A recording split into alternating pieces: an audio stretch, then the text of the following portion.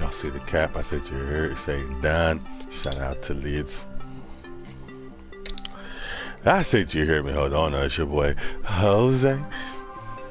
I'm here back today, the day before Christmas Eve. You know, a whole goddamn week after Clash to bring you the motherfucking Petty review. I said you're here with the boy Petty B. Say hello to the folks, Petty One. What's up? What's up? What's up? What's up? What's up? Hey, you know I'm here with your boy Shine the Don. What up, YouTube?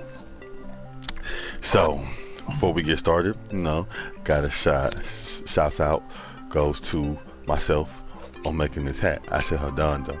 Anyways, shout out to this brew too, Great Lakes, Cleveland, you know, proud sponsors. Check them out if you ain't never had none. Get you fucked up. Hey, you fucking be a fat bitch in no time. Out, in a couple days here when we're finally meeting up. Commodore Perry 7.7% ALC by volume. Said you heard. But now on to unofficial. I'll say now on to the other things. I said you heard. We are here to cover this whole great week in WWE action. You know, we had some Clash on Sunday. We had a show on Monday. We had some SmackDown on Tuesday. I partook in NXT on Wednesday and 205 on Tuesday. I said you heard. So I had a full plate. I said hold on. Said the Petty One, he don't do all that. He just makes shit up as he goes. I don't have time. I don't have time for that. I don't have time for it. And Sean get the highlights. So between us all, we got everything covered. I said Jared. So without further ado, we start with pre-show. Do we need to? Yeah, pre-show. Yeah, it was a race. I mean, Sean wants to cover it. If y'all didn't know, Mojo Rawlins went against Mr. Woo Woo Woo in the pre-show. They hold little fake ass Marty Jannetty Shawn Michaels beef. So, Mojo, I learned something about you from that match. You're from Maryland. Shout out. Other than that, I didn't learn shit else about you other than your name was Mojo. You got probably the worst finisher I've ever seen. So I hope you change that. Other than Alexa Bliss's normal. You brand new. Oh well, I mean you ain't tell me when nigga was new. Nah, he's not. Don't let him fool you. That motherfucker's been in NXT for 4 fucking years. He ain't brand new. Nah, that ain't new. Velveteen better than that, so I can't give you no break. I can't give you no breaks of 4 years of trying to put it this way. The fact that look at the end of the day, wrestling takes imagination, takes charisma. Takes all these other things, but most importantly, it takes imagination. If you can't come up with nothing better than bouncing your ass off the ropes and punching the nigga at 30 miles per hour, I need you to go back to the drawing board. I know you got checker flags on the sides of your pants, but a fast punch doesn't cut it, bro. So take that shit back to the drawing board.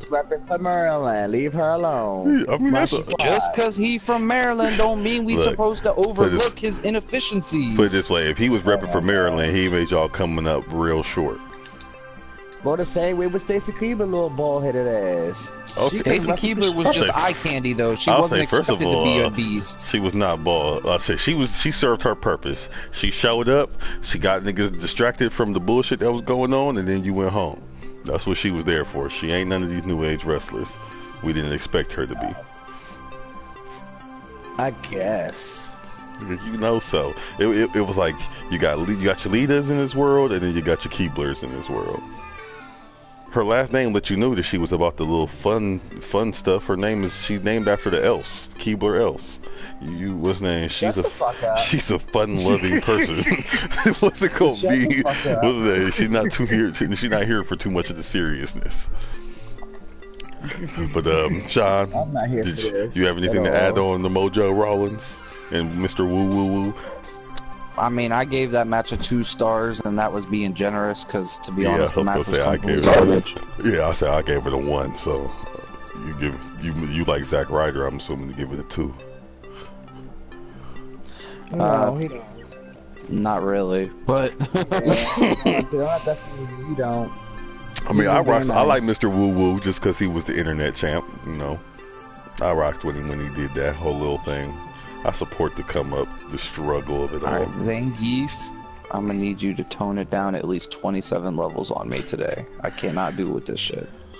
But right. yeah, nah, I gave it a 2. That probably was being generous, but I mean, hey, Mojo got to do the Mojo thing, and I agree with you, his finishing move was super fucking weak sauce, but you know, it is what it is, so. Yeah, you got time. That's all I can say. Give him to the Rumble. He's gonna have a new one. Give him to the Rumble. I want to say. He gotta find out what fits him first. He got. Yeah, Let her be for right now. Let her be. Let her be. He got time. He got time. Jeez, don't be a hothead so soon. I said I'm giving him time, but if he show up to the Rumble with that same damn punch, then I mean, other than it probably is the perfect finisher for the Royal Rumble, but other than that, I really can't see much. I see him becoming Marty Jannetty before he becomes Shawn Michaels if he don't come up with a better special. Not that Marty Jannetty didn't win titles after Shawn, but still, nonetheless. Technically, he did. He only won the IC, and then he got his ass beat by Shawn Michaels. But that's not near here or there. Yeah, I mean, he had the belt though. His name will forever be next to IC title in history on Wikipedia. So he did his job, and he was championship. Wikipedia be so she be alive sometime. She do, but that won't be. And he also had a championship reign with I think he was the Lightning Kid at the time, my boy X-Pac. 1, 2, 3 Kid. You know, he was like 20 different versions of Kid before he beat Razor Ramon. So wait, we talking about 2 different people? Lightning Kid, 1, 2, 3 Kid, 6-pack, X-Pac, all the same nigga. Right, but you said Ronnie Jannetty, right? Yeah, Marty Jannetty. Yeah, they had a little championship. They had a little tag team run there right after Shawn so you just skipped over Ronnie Jannetty and then just went straight to X-Pac. Okay, I was confused. No, I'm saying not Shawn. I'm saying Marty Jannetty and X-Pac had the champ. They had the tag team run after Shawn kicked his ass through the window, and then he got his little IC chance, and then he went off into obscurity. But he at least got some gold without Shawn before he was a nobody. Mojo, Mr. Woo Woo already had a belt. Mojo a belt that he literally created. No, he was in there. He was the IC champion before. Yes, he was. He only's missing 1 title, and that's the heavyweight title. That's the only title he's missing now. Oh, he won the US too? He won the cruiserweight? Well, he doesn't qualify for that. Okay, so he seemed big to be a cruiserweight. But yeah, so try again, Mojo. Zach, God knows what's gonna happen to you. Hopefully you don't get cut. She ain't gonna get cut. I mean, I don't think he deserves to get cut, but you know how Vince. Mojo will get cut before she will. Vince just like to throw niggas off into the abyss, so you never know what's gonna happen with some of these motherfuckers. Mojo will get cut for Zach will. Alright, Zangief, I have had enough of your bullshit today. This is nonsense. So now we in Clash. Yes, now we're in Clash. Okay. So Clash started off glorious. Straight out the gate with the USA title fight, which what was that? That was Bobby Roode, the champion at the time, Baron Corbin, and then my boy Zigzag. I was the only one that gave you hope, Zach. Lies. I'm the only one that picked Lies. you. You said you wanted him to, but he's not going to. I said let Zach get the belt. You wanted Bobby Roode to get the goddamn belt. No, I said I think Bobby will probably win listening to y'all, but I'm going with Zag. Zigzag on the drink draft. That sound real fishy, bro. This sound real fishy. It might have been that Hennessy. Shaw was there to what's name verify. I was the only one that said what's that, because both of y'all told me it wasn't gonna happen because Ziggs wasn't getting no push no more. And then I told you about the interview. That was after he won. That was after he won. I don't recall that. Of course, the fuck you don't recall that. No, okay, well, anyways, yes, whatever the case may be, Corbin, Rube, and the boy Zigzag step in for the title fight. I'm tired of this shit. You, like a cool child. Sean, I'll let you take this one, since somebody is over there having a temper tantrum. Yeah, well, long story short, I called it. This would be the best match of the night, and I was right. So, yet again, proving my worth. So, yeah, you had Baron Corbin, who was the current champion, Dolph and Bobby, who were the challengers. The whole controversy, if you want to call it that, or storyline angle going into the match was, why is Dolph Ziggler even in the match? So that's why some people were like, oh, well, there's not really a reason for him to win. Like, he probably really shouldn't even be in the match. So, end result basically is Dolph Ziggler actually does get the victory after a zigzag. Kind of surprising, I guess, is the best way to call it. Yeah, He picked surprising. this spot. He picked this spot, and he did. Yeah, so it was a great match, though. You got plenty of good spots. You had Corbin doing what Corbin does, beating people up. You had Bobby and Dolph doing a little bit more of the creative stuff to keep the match interesting and exciting. And overall, it was just a really good match. And like I said, I thought it was definitely the best match of the whole pay-per-view, so I gave it 4 stars. Yeah, I thought it wasn't my personal favorite match of the night, but it was the best match of the card. Zig does what Zig does, you know what I'm saying?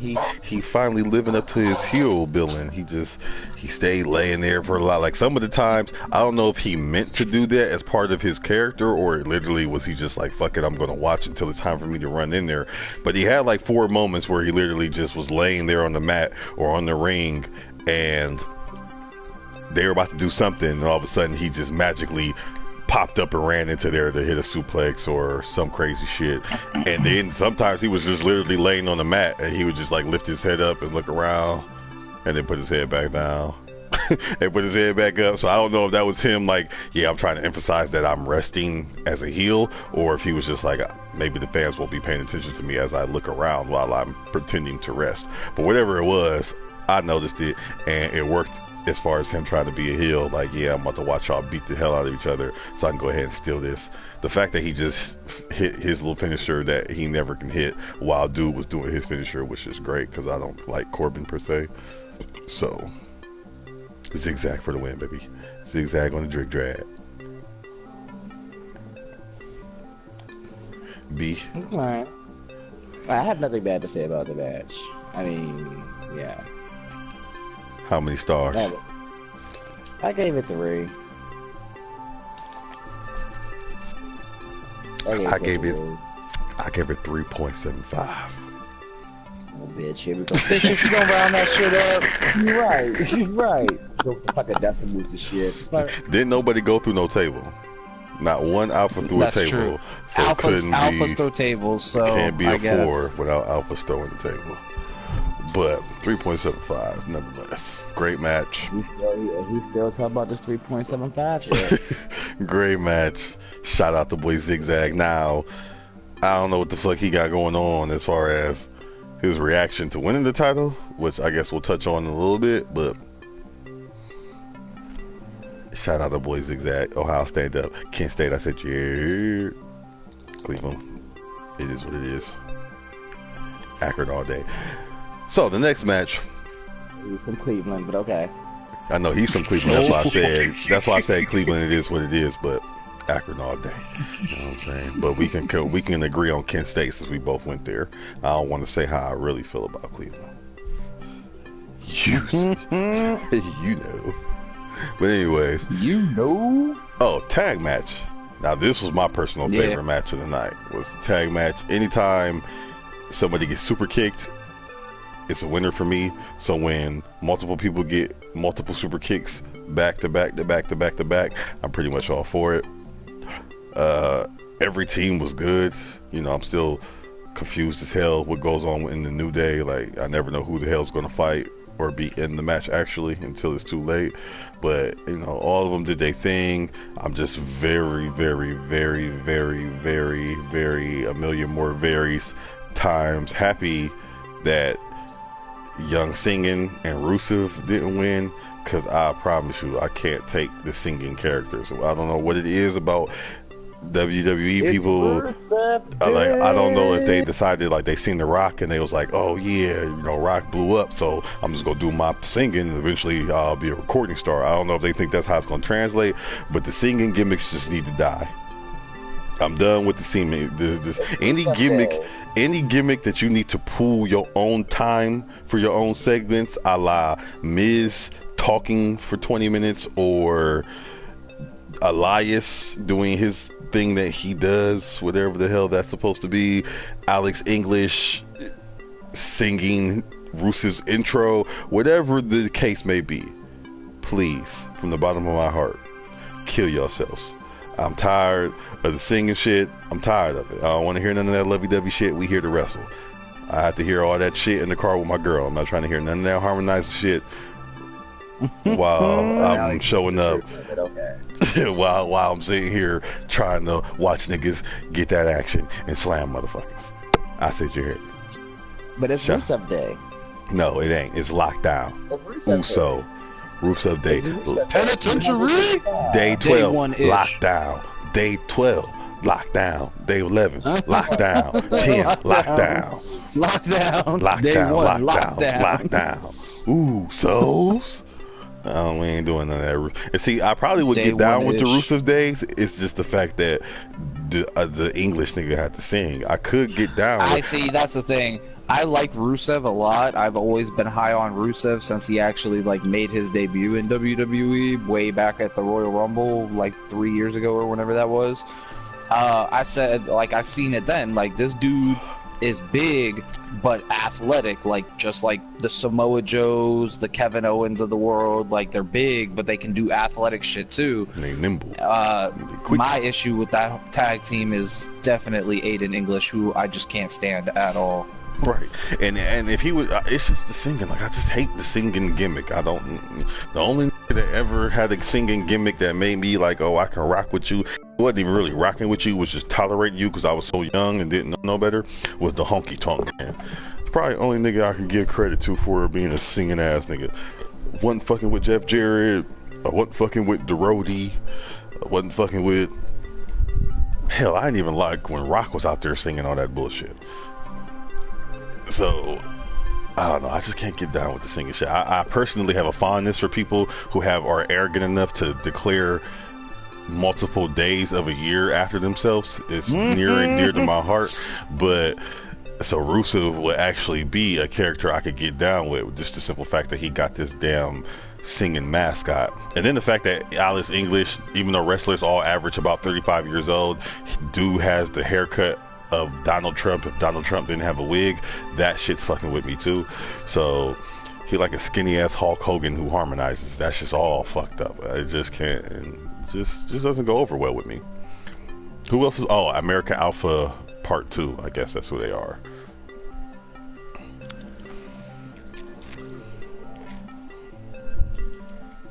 Now, shout out to Jack Gable. Nobody want to shout. Nobody want to shout sis out, but I will. I was getting there. I was drinking. I had to finish. I will. No, is his name Jack Gable? I honestly don't know.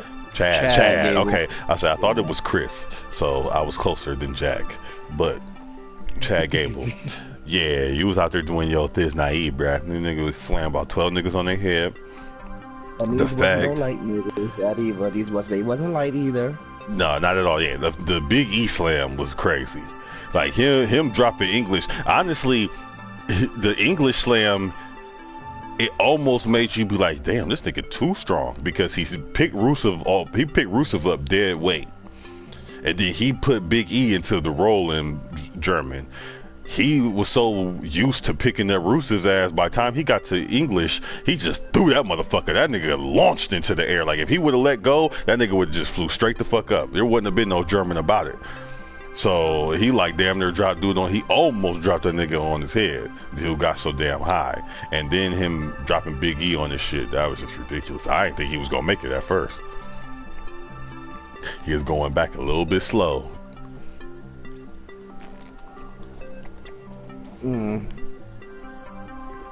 but little dude got some strength to him. Shelton Benjamin, he was MIA the whole match. I feel like, other than when he was protecting the ring, so nobody can come in while. Okay, he's old. Okay, Shelton is old. I mean, okay? he ain't that damn old. If Undertaker can get out here and have one good match a year, this nigga should be able to get out here and have a match at the damn pay-per-view. Now, He ain't for old. her by herself, that she could have a good match, but she got to look out for this little young Thundercat. Obviously, he ain't got to look out for him that much when he bodying niggas. It looked like Chad was looking out for Sheldon. All because fucking they want to do an angle with Kurt Angle and his fake son. This Yeah, goofy ass son.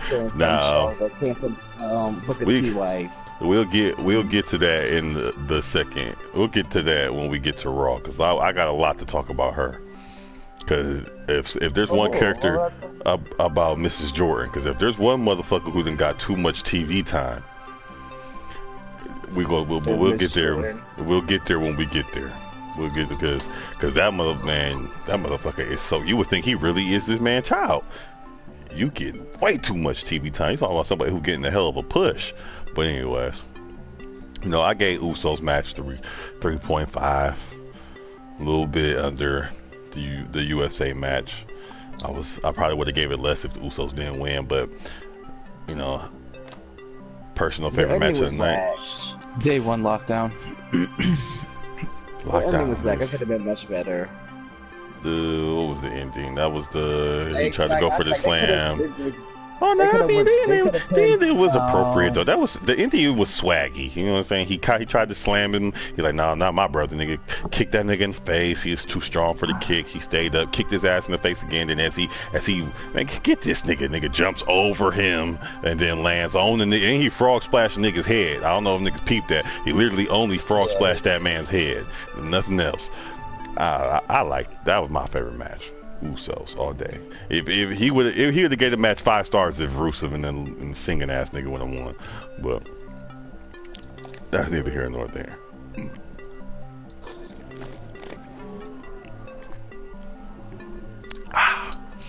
But yeah, day 1 lockdown ish. Hold on, dude. What was the third match? The ladies, the women's match. Yep. Charlotte versus Natalia. Lil Ray. Lumberjill match. Pretty much exactly what I expected. I can't really say I expected anything more or anything less. Lumberjacks beat the brakes off each other.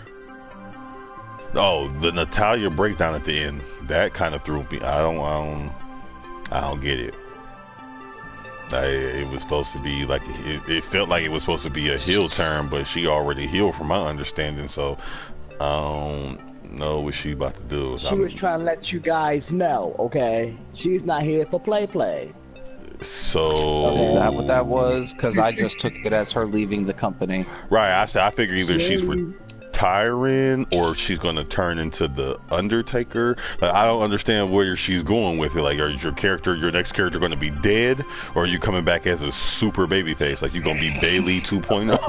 Like, I'm confused. I don't understand. Like, because you made like the WWE universe wants to turn its back on me. Like, bitch, did nobody like you already? So who's turning their back on you? You're already a heel. I don't get it. Like, that was something Charlotte should have did if she would have lost. Then it would have made sense. Like, okay, she about to go back to her versus Sasha Charlotte instead of being face Charlotte. I get it. Okay, I don't understand what Natalia's doing, other than the fact that she's overly trying to live in Brett's footsteps, and it's you gotta at some point you gotta realize you're not Bret Hart. That's all I'm gonna say about that. But yeah, I pretty much figured the match win is how it went. I did like Tamina super kicking Lil Rick while she was hanging over the ropes. I don't know why that part stuck out to me so much, but it did. Me, no. I don't know. Sometimes I think the girls do a better job of telling the in-match story than the guys do. Like how Lil Rick did the backflip on everybody, and then Natalia popped back up like, "Yeah, bitch, I wasn't gonna stand there and get flipped on. Get your dumb ass in the ring." And they got, so I liked that. Like, yeah, like I'm not just gonna sit here and get flipped on with the rest of these dumb ass bros. Like that. I don't know. I appreciated that part of like storytelling. Like, yeah, I'm smarter than the rest of these motherfuckers. I don't just stand around and get flipped on. So I don't feel like guys do that sometimes. They just be out there because they strong. They're like, fuck it, just throw this nigga over the barrier if I ain't got shit else to do. But yeah, female match winning bout is predicted. I gave 3 stars. Maybe a little generous, but I'll give it 3 stars. Anything Lil Rick win, I usually give it 3 stars. So shout out Lil Rick. I gave it 2.5. I gave it 3, just because they was the women, and I'm all for women's wrestling. Petty for women's wrestling. So you're saying that even if it's not that great of a match, you're gonna give it a higher score just because it's women? No. No, they actually utilized all the women. And my girl, Nuck as you buck, she did her little thing, Nuck if you buck. Shout out to Naomi.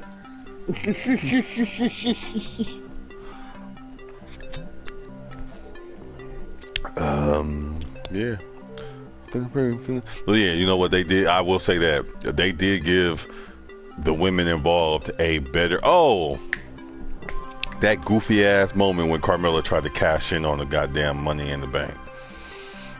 And fucking, if I was her, I would have smacked Ruby Riot's little ass with that damn suitcase so damn hard. Like, if you don't get your little ass off of me, bitch, I'm about to claim this goddamn belt. If anybody was gonna stop me from claiming my damn title shot, it damn sure wasn't gonna be her little ass.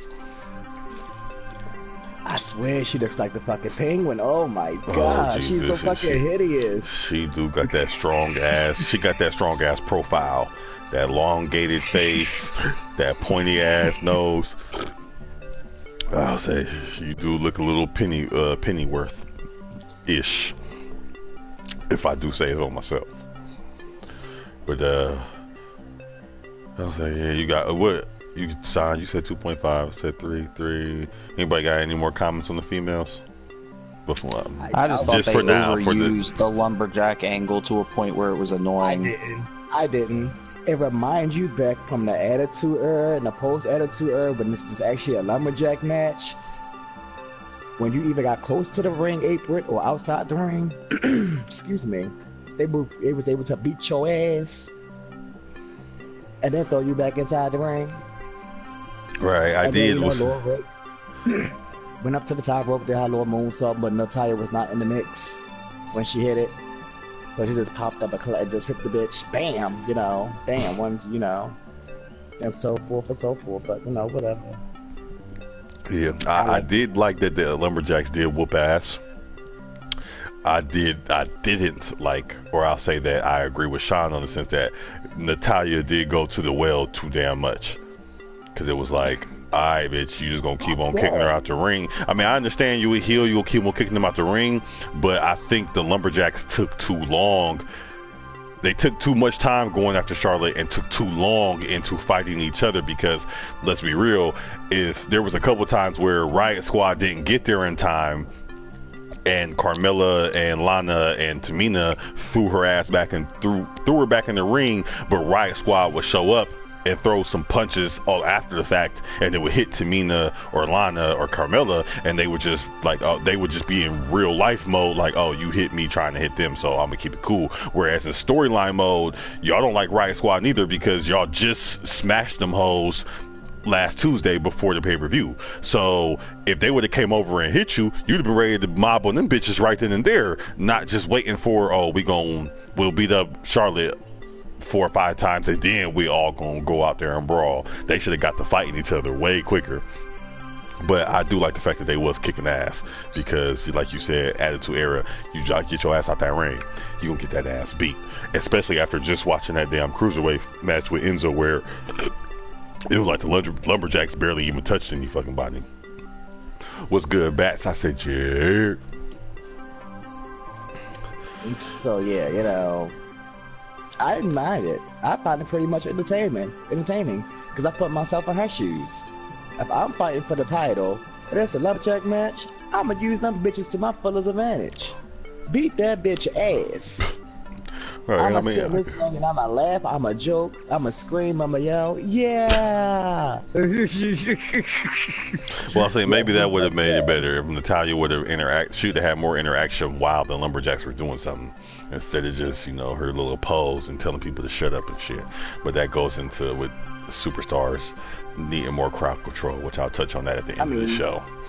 That's just me. If I put myself in that situation, fuck that. I'm keep throwing that bitch outside the ring. You know, I think she played her position. You know, Sean may disagree, but I know he's going to disagree. But you know, he's a fucking teddy bear, you know, so he wouldn't even have to do all of that. You know what, B? I'm so fucking sick of you today already, and it's not even fucking 5 o'clock yet, motherfucker.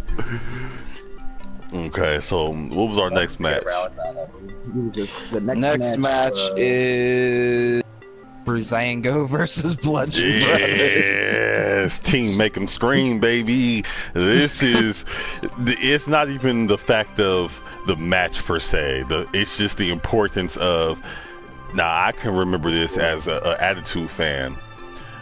I can remember how most of the time the foreshadowing on WWE was pretty straightforward. The guy who's next up, or the people who are next up for some type of push or run or title, they're gonna fight usually on the same card as the people they're going after. So to me, this push is to me, I feel like the Usos' performance was pretty dominant. There wasn't really a moment that you thought, oh, somebody else has it. There wasn't any false finishes on the Usos. They pretty much showed that, even with the whole not getting power slammed or getting, I don't know, what do you call that, a rolling German? I don't fucking know. Yeah, rolling German suplex. Rolling German suplex. Okay, I'm gonna call it a doobie, because if you roll anything in my mind, you're rolling a blunt. So the doobie suplex that Gable did. You are stupid. God damn it. So Gable, the fact that he couldn't do it to one of the Usos, that kind of, in my mind, like signifies, okay, the Usos are superior. Their teamwork puts them above the rest. They're on a crash course with Team Make 'Em Scream. Now in Breezango, whatever their name is, in their defense, you didn't scream when you got powerbombed. So honestly, I feel like dude in the blonde hair, I feel like I would probably be a Breezango fan right now if the blonde head one would have screamed. If he would have screamed when he got powerbombed, I probably would have been a fan. Right now, I just don't understand them at all. But I would have been a fan if he would have screamed. But yeah, I'm very intrigued by the Bludgeon Brothers. I mean, Sean, he already kind of set a fire to me when it comes to Luke Harper, just from the fact of a man who has 60 available moves in his skill set. Always seems like he'll always be able to give you a good match, and they're just being real dominant. I don't know if they're going to take that angle. There's that other weird ass tag team on SmackDown that's like they're like, for lack of a better word, they're gothic themed. Like they wear face paint and they're kind of like, oh, you talking about the Ascension? I think so. They were in that promo with somebody, and it was like back around Halloween. It was like Sawed. It was like a Saw promo, and they were in this bathroom, and the gas started going off, and they let somebody else, and somebody was supposed to save them, but they didn't. I don't know. It was some weird promo shit they had going on, but then looks like they'll probably be the next victims, and then it'll be on to the Usos, and I'm all for it. I want to see what the Bludgeon Brothers do in the Usos Penitentiary, because right now they ain't got enough hype behind them yet. It's coming. They make a couple more motherfuckers scream. It's coming. I mean, again, they do from a fan standpoint, but as a Vince McMahon standpoint, they're not over enough yet.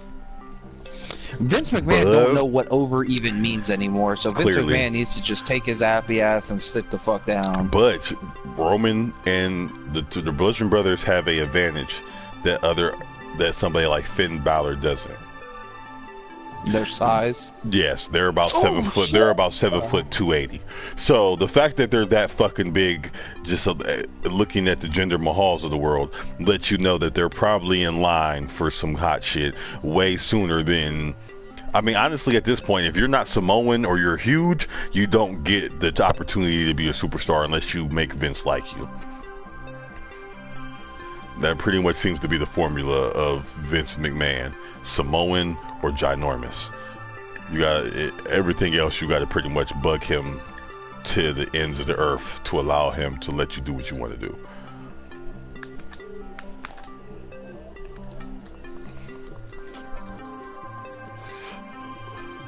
I mean, do we really need to rate the match? It was a squash match. I don't really feel like it needed a rating. It got a 1 star for that. Yeah, I would say. Yeah. I mean, to me, it was 1 star, but it was probably the most 1 star. Well, no, it's the second most 1 star, the second most entertaining 1 star match you'll ever see, other than the previous week's SmackDown when they slammed Lil Homie and he fucking screamed. That'll be the most entertaining 1 star match you ever seen in your life. Shout out Homie from Cincinnati. I'm in Akron. You ever up here and you do that scream in public, so I know it's you. Drinks on me, bro. Shout out. I'm gonna fuck you all the way up. that was one hell of. It is officially called the Harper Bomb now because of you. No power bomb that can make a man scream is called a power bomb. That bomb is on lines with like Last Ride and type shit. The Harper Bomb. You heard it here first, people. The Harper Bomb will make you scream, just like alphas will throw tables. But and these alphas throw tables shit. I don't. I said I guess we don't need to elaborate on the match since it was 1 star across the table. But if you haven't, yeah, it was definitely a squash match. But yeah, if you haven't heard and you don't know already, the Wyatt family has branched off into the Bludgeon Brothers, and they're something fucking serious. They're hilariously entertaining. They've always been serious, okay? I understand that. I know that. I know. Didn't Harper have the IC title at one point or something? Said Sean put me on to Harper. I know they're not no slouches, but the Bludgeon Brothers are new and they making bitches scream. So we're gonna approach this as if nobody knows who they are, because nobody knows who the Bludgeon Brothers are. They know who the Wyatt family is. But now we're on the Bludgeon era. Team make them scream. I said you heard. Team Scream. There we go. Team Scream. Team Scream, Scream Team. Hold on though. Yeah, there we go. But so what was after the Scream Team?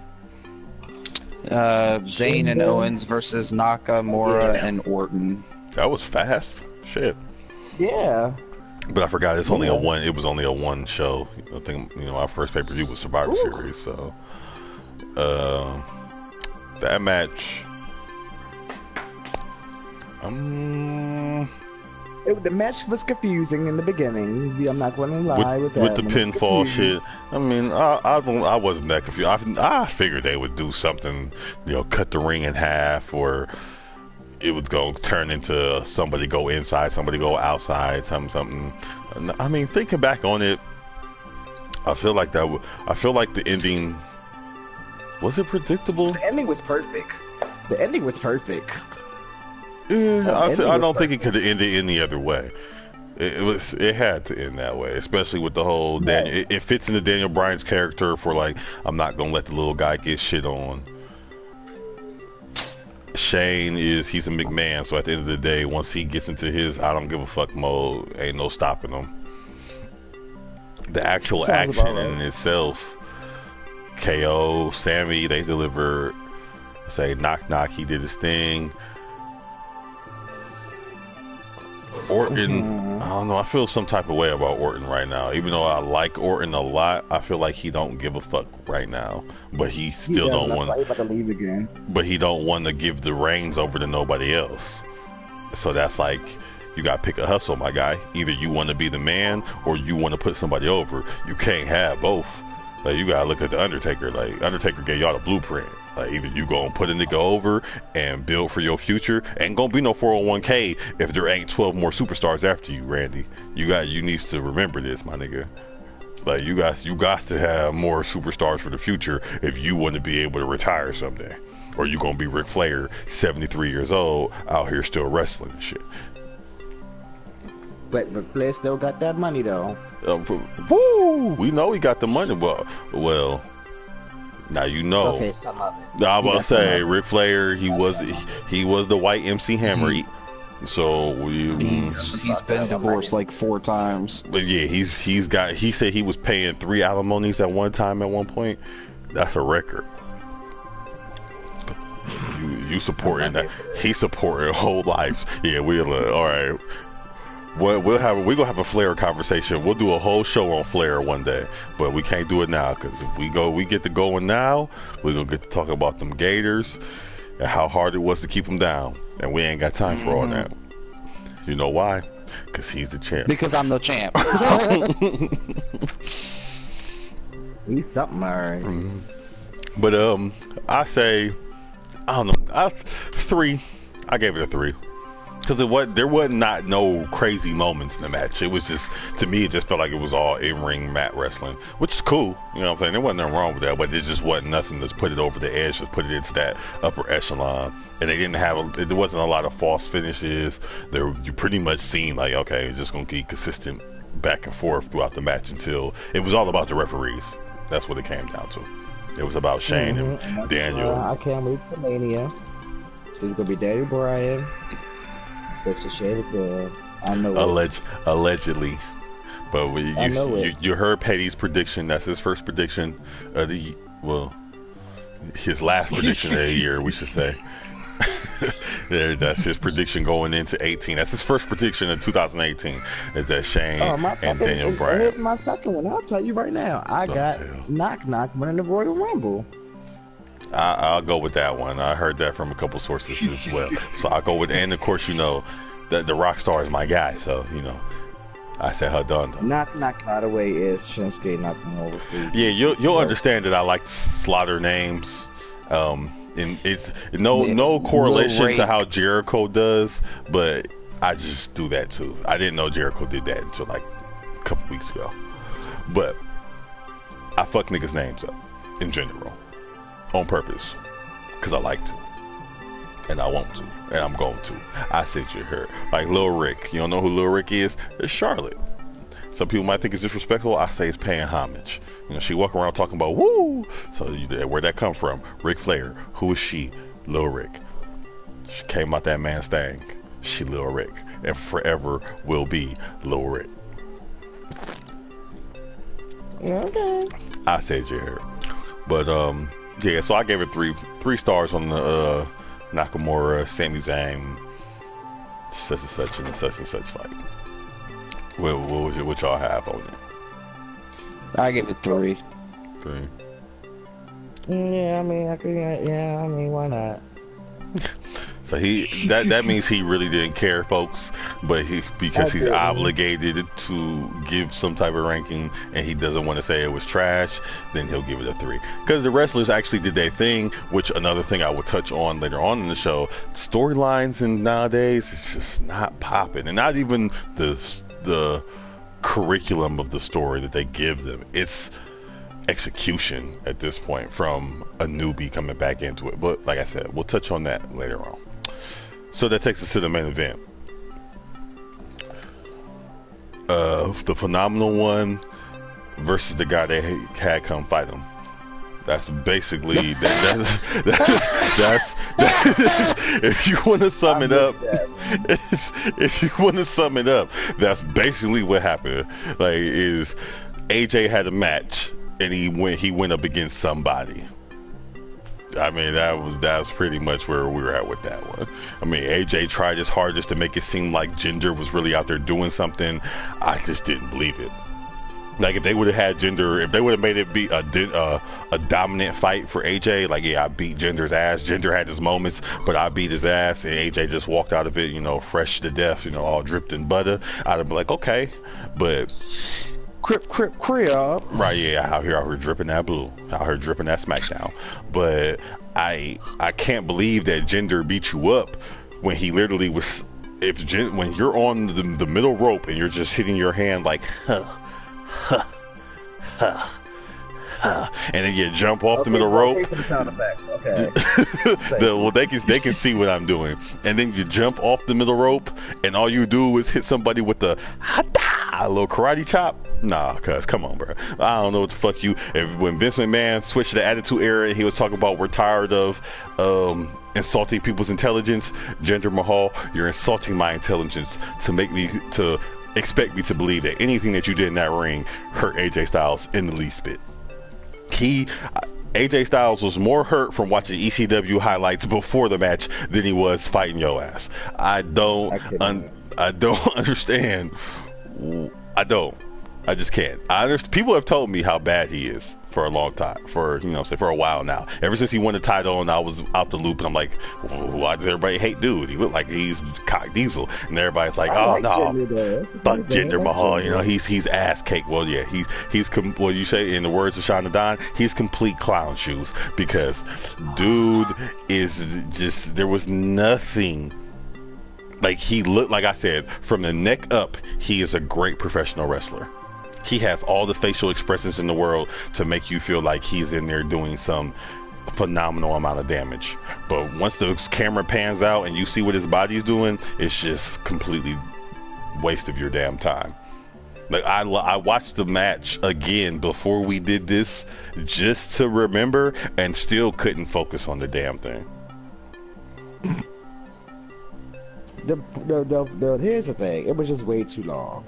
It had to go on way too long. Well, that's why, because they was trying to recreate the Survivor Series match, Brock versus AJ. That's what it felt like. A powerhouse versus the phenomenal one. I don't think that was it. I mean, it probably wasn't, because clearly Jinder's not AJ. I mean, Jinder's not Brock, but that's what I felt like. You had a one-trick pony in there versus the phenomenal one, but the only difference is this one-trick pony doesn't suplex you from one rope to the other rope. He karate chops you from the middle rope. That shit, it wasn't flying. No, it just wasn't flying. From then, this was my first impression. So you have to really come with it, especially at a pay-per-view for the title. I just didn't see it.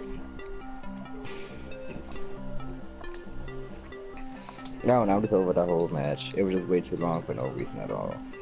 I don't think that should have been the main event anyway. No, yeah, they should have had knock in them. Right. So that should have been the main event. I gave AJ and his co-star a 2. Yep, sound about right. Yeah, sounds about. Okay, there we go. God damn. I'm paying attention. I can't help it that the match was complete garbage and Jinder Mahal sucks a donkey dick. There's nothing to say about the fucking match. Out of all the dicks he has, he's like a donkey dick, though. He's a clown shoe, bro. He's a fucking clown shoe. Like, full on Barnum and Bailey's face ass. He got nothing. He's weak sauce. AJ couldn't even put him over because the motherfucker sucks that bad. Like, there's nothing else to say. Yep, that sounds about right. That sounds about right. When you can't when a nigga out there acting like he's dying, put his monkey ass back in 3MB, because that's the only way he's gonna have success. At least now he looks like a wrestler. Before he didn't look or wrestle. Now he at least has the look part. Right. All them steroids made you look shredded. You still can't do a fucking wrestling move to save your life. I wasn't gonna point that out, but now that we done touched on the steroids, his amount of chest and back acne was very disturbing. Like, the HD cameras is something that it's a terrible invention for the man who has to get shot with it. And Jinder, bruh, you need some of the fucking Proactive on the whole chest and back. Like, you just need to take that modern day Maharaja vest and plaster a whole bunch of Proactive on the front and back of that motherfucker and just sleep in that bitch for a week, because all that shit, you need to clean that up, bro. You got way too much roids going through your system. It's all bubbling out. It's not a good look. Just thought I'd throw that out there, especially since I wasn't gonna put you out there, but since the roid word came up, I just had to put that out there, just in case on some ungodly reason you see this. Get your shit together, bro. It's just not a good look. turban. Your turban look like it got a bald spot. Like, okay, I'm not even gonna keep. I could just tear your ass up for hours and hours. I won't though. Good job, AJ. 2-star match though. Sorry, bro. It was all you though. Both stars was yours. It was more so he didn't. Yo, that's super petty. Yeah, that is super petty. I just tried to clarify. He is the phenomenal one. You done took two matches that was dead in the water and then brought them to life, because at this point, I personally don't want to see Brock wrestle anymore. If all he gonna do is just throw a nigga around the ring, I'm okay. I don't need to see that. I know what's gonna happen, so I'm okay. And then this other nigga just can't wrestle at all. So you took 2 matches and pulled them out the dirt. So I never knew nothing about AJ before I got back into it this time, but I give him all the props in the world, because he is carrying he's carrying the pay-per-view scene right now. They carrying pay-per-views on his back. Hopefully the new year Rumble will bring some hot shit, which we were about to jump into, because that's probably probably one of the things I'm most excited for right now. But shout out AJ motherfucking phenomenal Styles. I said you hear it, because Vince carrying you, and he ain't 7'8". Alright, my fault, I'm back. Pounds. I had to go bring in some groceries right quick. I know, you good. I was talking the entire time. Yeah, alright. Talking about the acne though? Something along the lines. Well, no, I was shouting out AJ for carrying the WWE pay-per-views on his back. Because he's been... because he is the face that runs the place. He is the champ that runs the camp. Because he has been in 2 matches now. Last two pay-per-views, both his matches have been potential for bullshit, and he's at least put a show on. He made a great match with Brock, which it could have just been him getting slung around the goddamn ring, and then he took a 0 stars and at least brought 2 stars to the mat. So AJ Styles, hats off. I ain't gonna really take my hat off, but I'll lift my brim up. I said you heard, so you can see my hair. Dying though. But wait, did we start that match? Yeah, 2 stars. I gave it 2. What y'all do? I gave it 2. You gave it 2. Okay. Yeah. So AJ Styles got 2 stars, y'all. So yeah, AJ Styles got 2 stars. To me, this was kind of like when they say Shawn Michaels didn't have a ladder match with Razor Ramon. He had a 30-minute match with a ladder, and Razor Ramon was just a part of it. That's basically how I felt about this match. AJ Styles went out and had fun in the ring by himself. Jinder Mahal just happened to be in the ring at the same time, doing a bunch of facial expressions. Yeah, sounds about right. Okay, so that takes us from Clash to Monday Night Raw, baby. To the I don't know shit. Raw, baby. From bad to worse. To bad to worse. Okay. See, I don't. Hold on. Let my brain refresh itself. I don't feel like Raw. Oh yeah. Okay. Okay. So I'm not even gonna wait till the end of the show, like I said I was going to.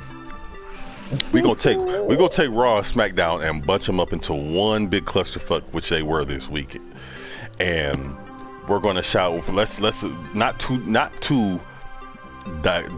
degrade the moment. We'll touch on Women's Rumble first before I start laying into shit. So, Women's Rumble. B, this is your dream. We're gonna let you start off. I'm fucking His excited. wet dream. Wait a minute now. You wait one goddamn minute. V, it's my wet dream. You wanna find some other words to say that? you want like really? My wet dream? I mean, it's your wet dream for the talent. It will be when Sasha wins it like he wants her to. Oh, Sasha! Yes. Sasha gonna win. I got my ball. I got the ball swinging at Rumble. I'm saying it. I'm declaring it. I'm seconding that. Legit boss. She gonna win because it don't mean nothing. It was a long time coming. It was a much long time coming. As a fan of hers from the beginning, from NXT, and watch her from her transformation from heel to face to the main roster, it's amazing. But I just want her ass to go back heel. Hold on. You're veering off into that Kobe territory. We need you to reel it back into Rumble territory. Bitch, what? You started drifting off to Sasha. We need you to keep it on Rumble. The entire Rumble. I'm saying why I want her to win, like why I expect her to win. I'm just started sounding a little bit like Dylon. I had to reel you in. I'm not Dylon. See, I have a reason for what I'm saying on why I chose the female that I chose. I can say I am a fan. I can name her matches. I can name when she won and when she lost the title. I may even can name what arena they was in, what state and city they was in. You're not lying. Just saying. But, you know, that's my pick to win the Rumble, and I'm finally happy that the women finally get to do it. I'm upset that that little Miss the big ass goddess can't be in there. What? And Lord Rick can't be in there. I'm a little upset, but you know, unless they drop beforehand, which I think Bliss might. And then if that happens, you know, she can finally get her hands on that bitch, and you know, make her bald headed. You know. Bald. Okay. See. Okay. So now. It's all for Sean reaction. That's all. Come on. It's all for Sean reaction. I know. Before I give the floor to Sean, I have a quick question. I might have a quick answer. You have to put yourself, for both of y'all, put yourselves, and I'm gonna answer first for myself. Put yourselves in the place of a women's wrestler. Would you rather maintain the title, or do you want to be part of this first ever Rumble?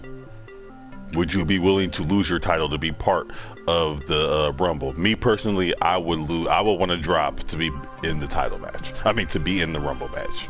Just because. No, I will keep it. You would keep it? Oh, I will keep it. And here's the. Oh, Sean, what's your answer before I go and explain why? I would want to be in the Rumble match. It's the first one. There's been women's champions before. You only.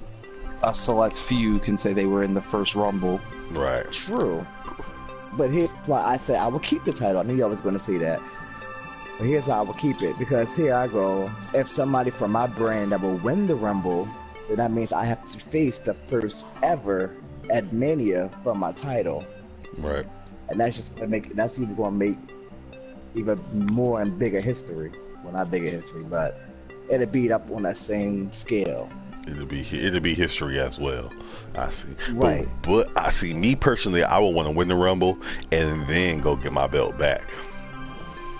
Like, yeah, bitch, I lost. You have to wait to Mania to get your belt back. Oh no, I know. That's all I know. That's all. That's all right. That's all right. You can have my belt. That's cool. But I'm gonna win. I'm gonna win this first ever Rumble.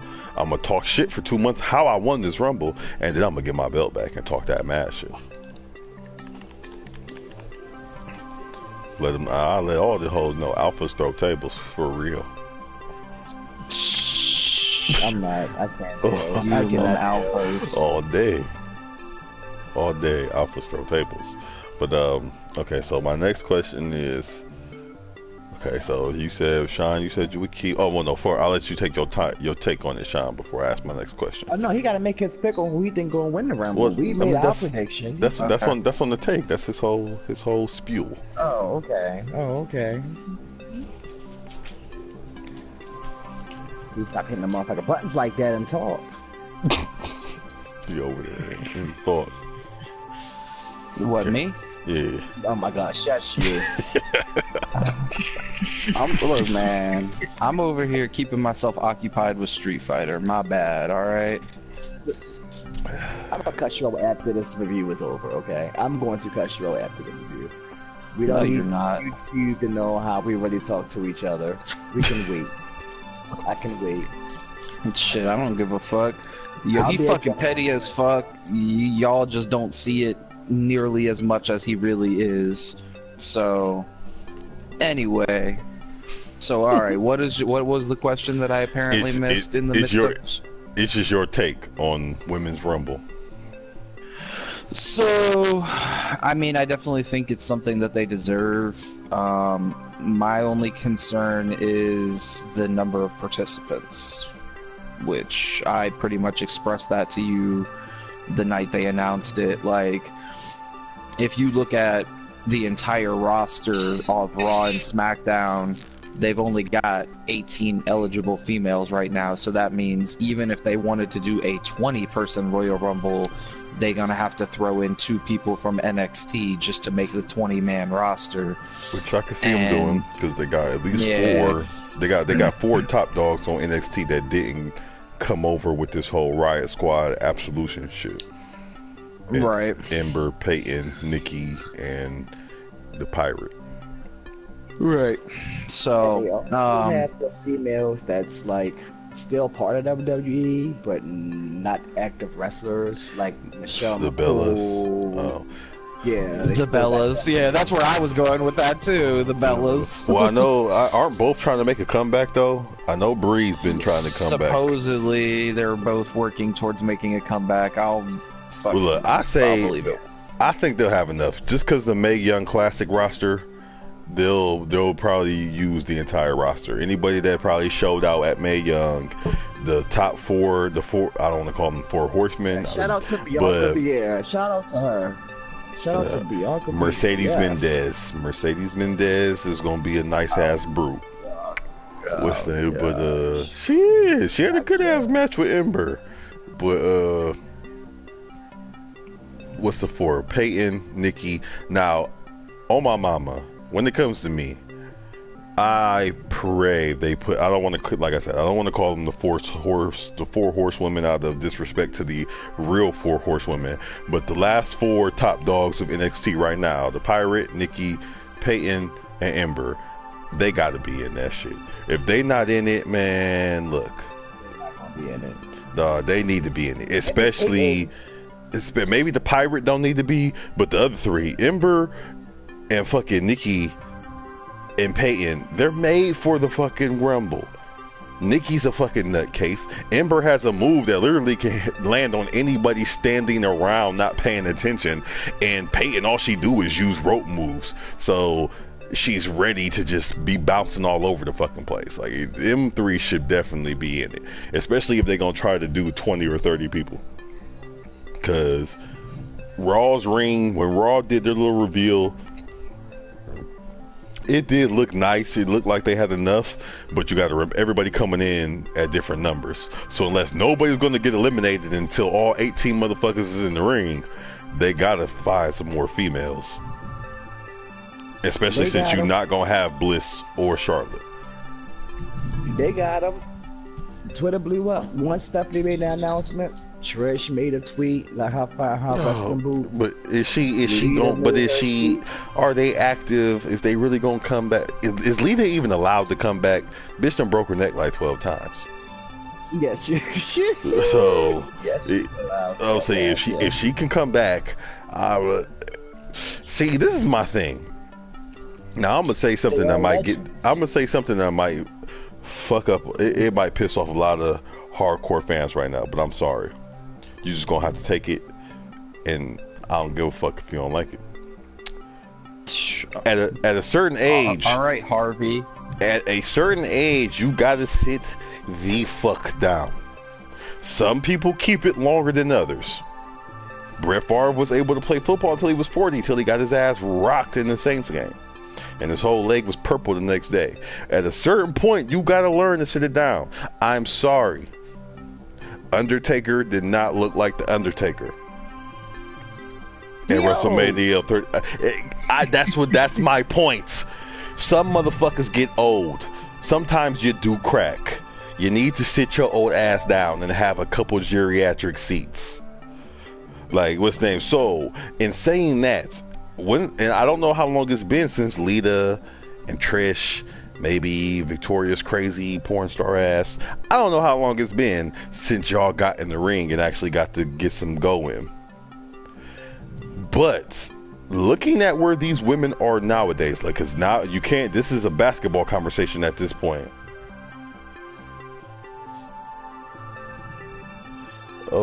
Shout out, you know what I'm saying? Shout out from your boy Jose, B, and Shauna Don all the way to France. We doing good. Merry Christmas to you. I said you're here. I don't know what shit from France. Yeah, I don't know how you say big things. We got someone watching from France. That makes me feel all types of special. All types of warm and gushy inside. I don't know how you say Merry Christmas. Hey man, I had a crepe last night in Baltimore, and it was delicious.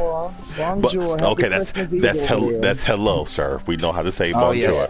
That's hello. Yes. Bonjour, je m'appelle Sean. Comment allez-vous? Yeah, I got all that. Bonjour, je m'appelle Jose. Say Don Do. I know I got all that too. I don't know. I'm trying to say Merry Christmas. I can hit you with some Feliz Navidad. I don't know. Feliz Navidad, I don't know with French. I don't know what Christmas is in French, but appreciate you. I think it's, much love from Ohio or from America to France. I said you're here. Shout out PSG. Y'all got Neymar. Hold on though. Paris Saint-Germain. Yeah. See, I can't even say the G for real. But they threw us off. Where was I at? Still talking about the people get old. And it became a basketball conversation, which I think was where you were going with it. With the people who play basketball today is totally different from people who played basketball 25 years ago. Yes, that's where I was going with it. And nowadays, these women, Lita, okay. You was great, baby. You knew how to do a Hurricane Rana before your time. You was hitting swantons off the top rope. That is wonderful. But Lil Rick hitting corkscrews outside the ring.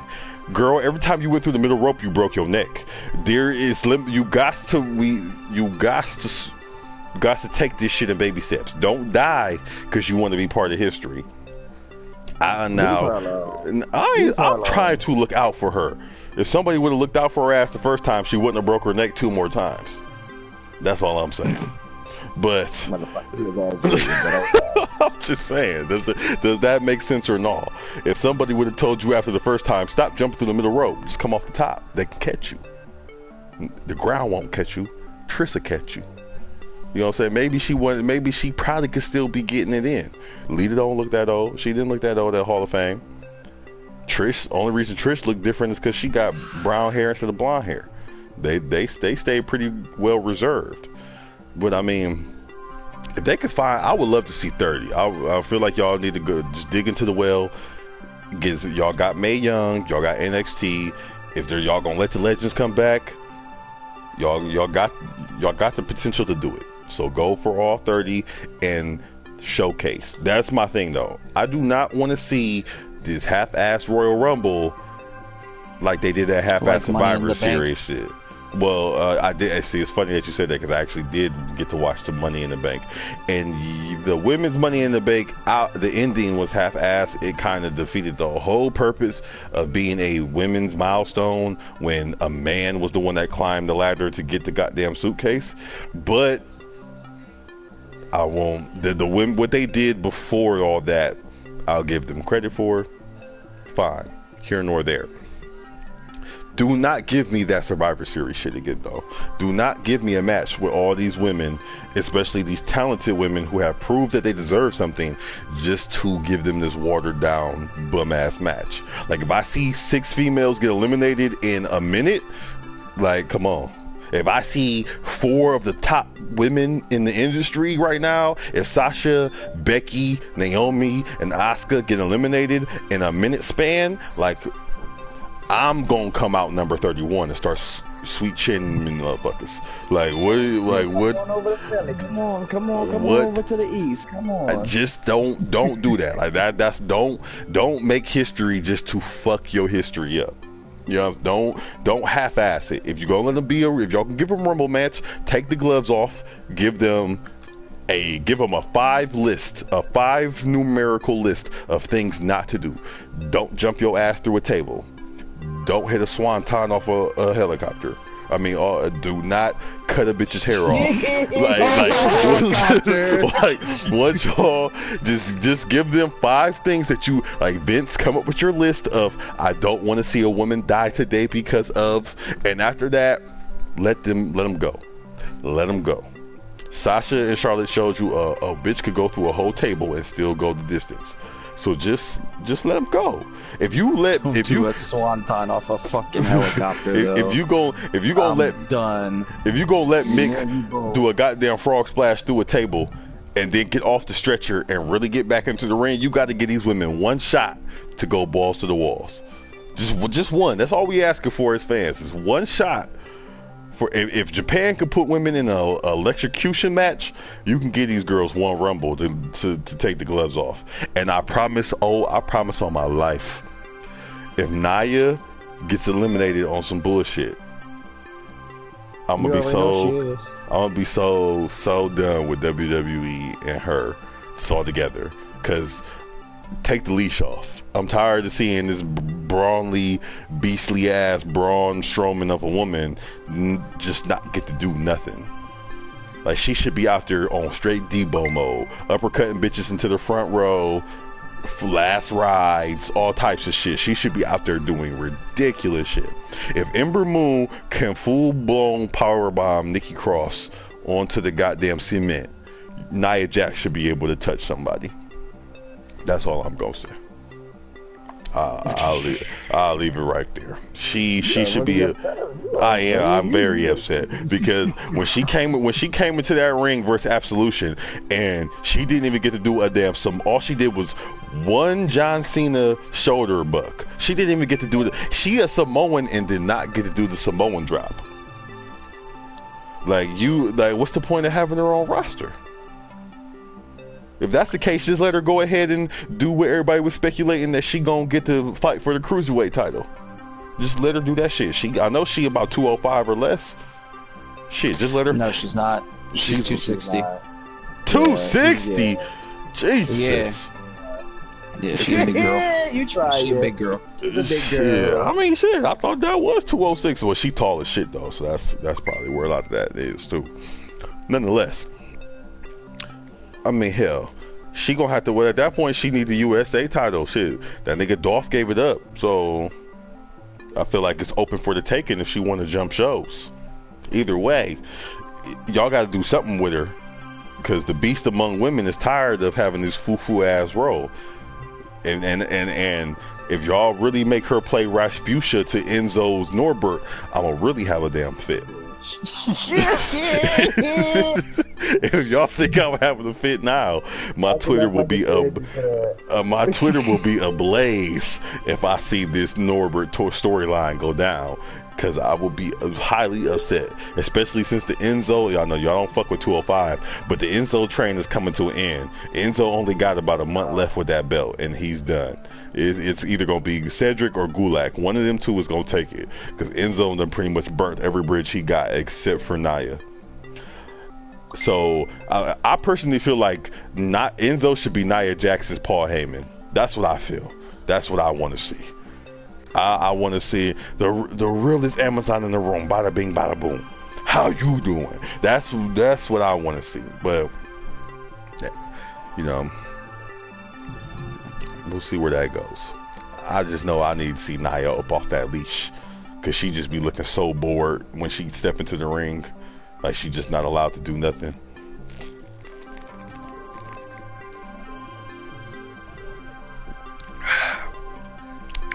Okay, so that's Women's Rumble. Was there anything worth anything on the shows that y'all wanted to talk about? They need to do fucking better at booking these motherfucking Raws. Well, that's it. That's end of the night. That's closing. That's closing arguments. That's closing arguments, because me and you on the same page. We gonna say that for the end. That was the whole show. Besides the revival, that was the whole show.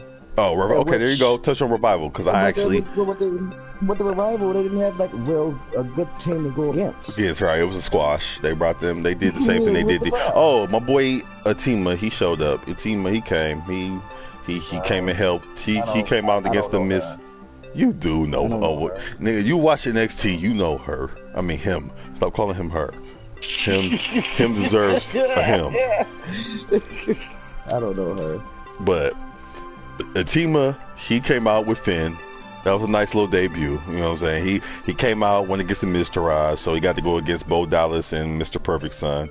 Dropped a couple moves. If you do watch 205, he came out and put on the show, but it was a squash. He was going up against the Jobber, hit him with about 12 kicks, a couple aerials, over with. So Atima in the weeks to come should be pretty good because, like I said, Enzo Train is coming to an end. These two don't do the 205, so if, you know, so I have to portray the 205 information for y'all. I said you heard, but what was that? Enzo. Then we talked on Nia wrestling or the women's rumble. What else? SmackDown. That's it for Raw. I'll say that. That was the revival. Well, I said, revival. So, is there anything? Is there anything y'all wanted to touch on in? Is there anything y'all wanted to touch on detailing Revival? Like me, I'm still kind of newer Revival. I've seen a couple matches. They put on some decent work. That's all. I can't speak the new Brain Busters, more or less.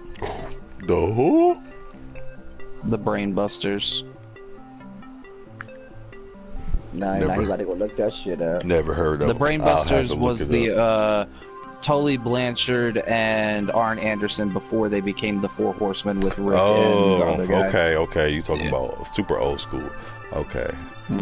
Yeah. Okay. So some dirty motherfuckers. That's good technically. Yeah. That pretty much something. I just like how dude with the hair be jumping under the ring, and then he crumbs out from the other side and pulls the other partner off.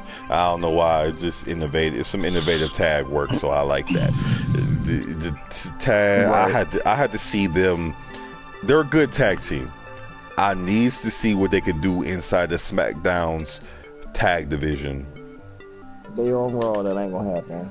Well, like I said, I needs to see what they can do inside the SmackDown's tag division before I worry about their relevance, because on Raw they're just going to be a mainstay, and at this point in time they can only go up against the Bar and the fucking Shield. Is there another tag team in Raw? Yeah, there is, but well, I ain't heard of them. I ain't even seen them on the show yet. Maybe Titus Young and Apollo Crew with Dana coming down by their side. Was that I would rather see Revival. I understand why they're on Raw, because clearly Raw has no SmackDown. I mean, no tag teams to build around other than a team they had to bring from the grave, and then two motherfuckers they had to force together. So, I mean, honestly, they should have just put them over there anyways, because SmackDown is the historical tag team show. But if that's your world, Vince, do what you want to do. I need you to tear down my world and build me a new world. I want to see some real tag matches. But, Raw also does have the Hardy Boys, but Jeff is still injured. Yeah.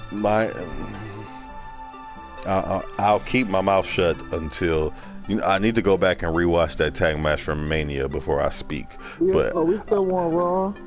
We on a combination of Raw and SmackDown at this point. Let me just get this shit off my chest because I'm so tired of holding this shit in. Okay, well, hold on. SmackDown. Was there anything in SmackDown to cover?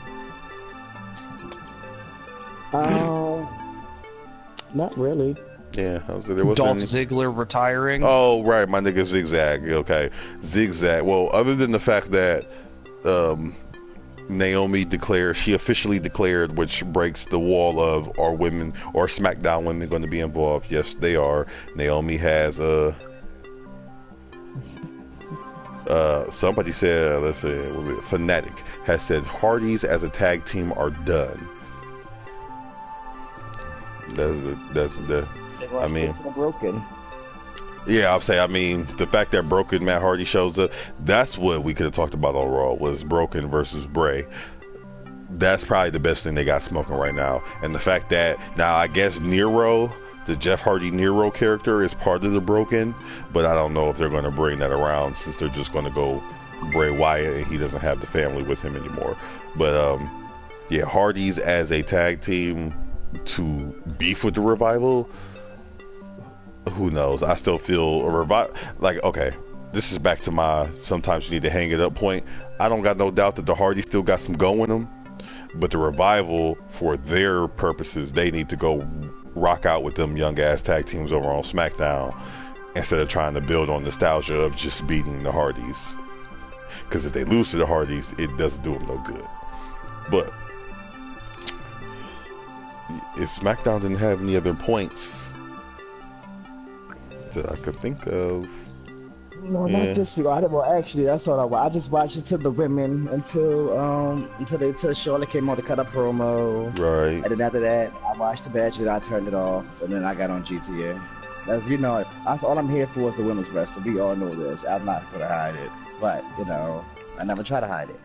But WWE, if you people are listening to me, I'm gonna tell you this shit right now. I am tired. I feel like I'm playing WWE 2K17. Man. Every fucking week is the same fucking matches. And this mainly goes for fucking Raw. This is mainly goes for Raw. At least SmackDown try to change it up every now and again. But Raw, do fucking better.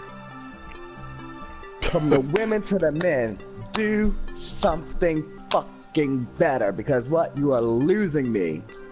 Okay? Then that's all I gotta say about that. So I will. That was the rant I was waiting for. So I'll go ahead and add on to that. Me, if you've been following Petty Review, and if you haven't, you can go back and check on our playlist on the page. The Petty Review, it has all the way from the first to today's episode. And if you want to catch up with us, there it goes. Bada bing, bada boom. The realest alpha in the room. I said, you're here. Yeah, okay, so this name, shout out to you, Fanatic. So Fanatic says Bray and Matt's storyline can be can be epic if it's played right. And then his next comment is a reply on UB. He says, yes, same shit, all that talent wasted. So and we discussed this in our parties privately. Mm-hmm. That the Bray and Matt thing can be epic. It can be, but it's all how they fucking book it. Right. Now, to me, it feels like when it comes to Matt and Bray specifically, it seems like they probably just gonna let them two go at it. They gonna let Bray, like I said to y'all, when it comes to booking, it seems like, especially when it comes Mania time, Bray gets the dopest storylines for the past 3 years. They always book him some good ass events. They got vignettes and monologues and little cutscenes going up. He has a whole story played out all the way before his WrestleMania match. The last 3 WrestleManias that I watched, he's been able to have a nice little play off of the other character that he's going up against. This with Matt seems like it's teamed up to be a Mania spectacle. And if they add Brother Nero, now the other two, the Bludgeon Brothers, are on SmackDown, but I don't know if Bray gets him a little sidekick or something to go against the Broken and Nero, then we'll see. And that depends on when Jeff gets healthy again, but that's here nor there. Having Bray involved in this, it feels like it can be a lead up to the, what's the name? They're gonna ride us out to Mania.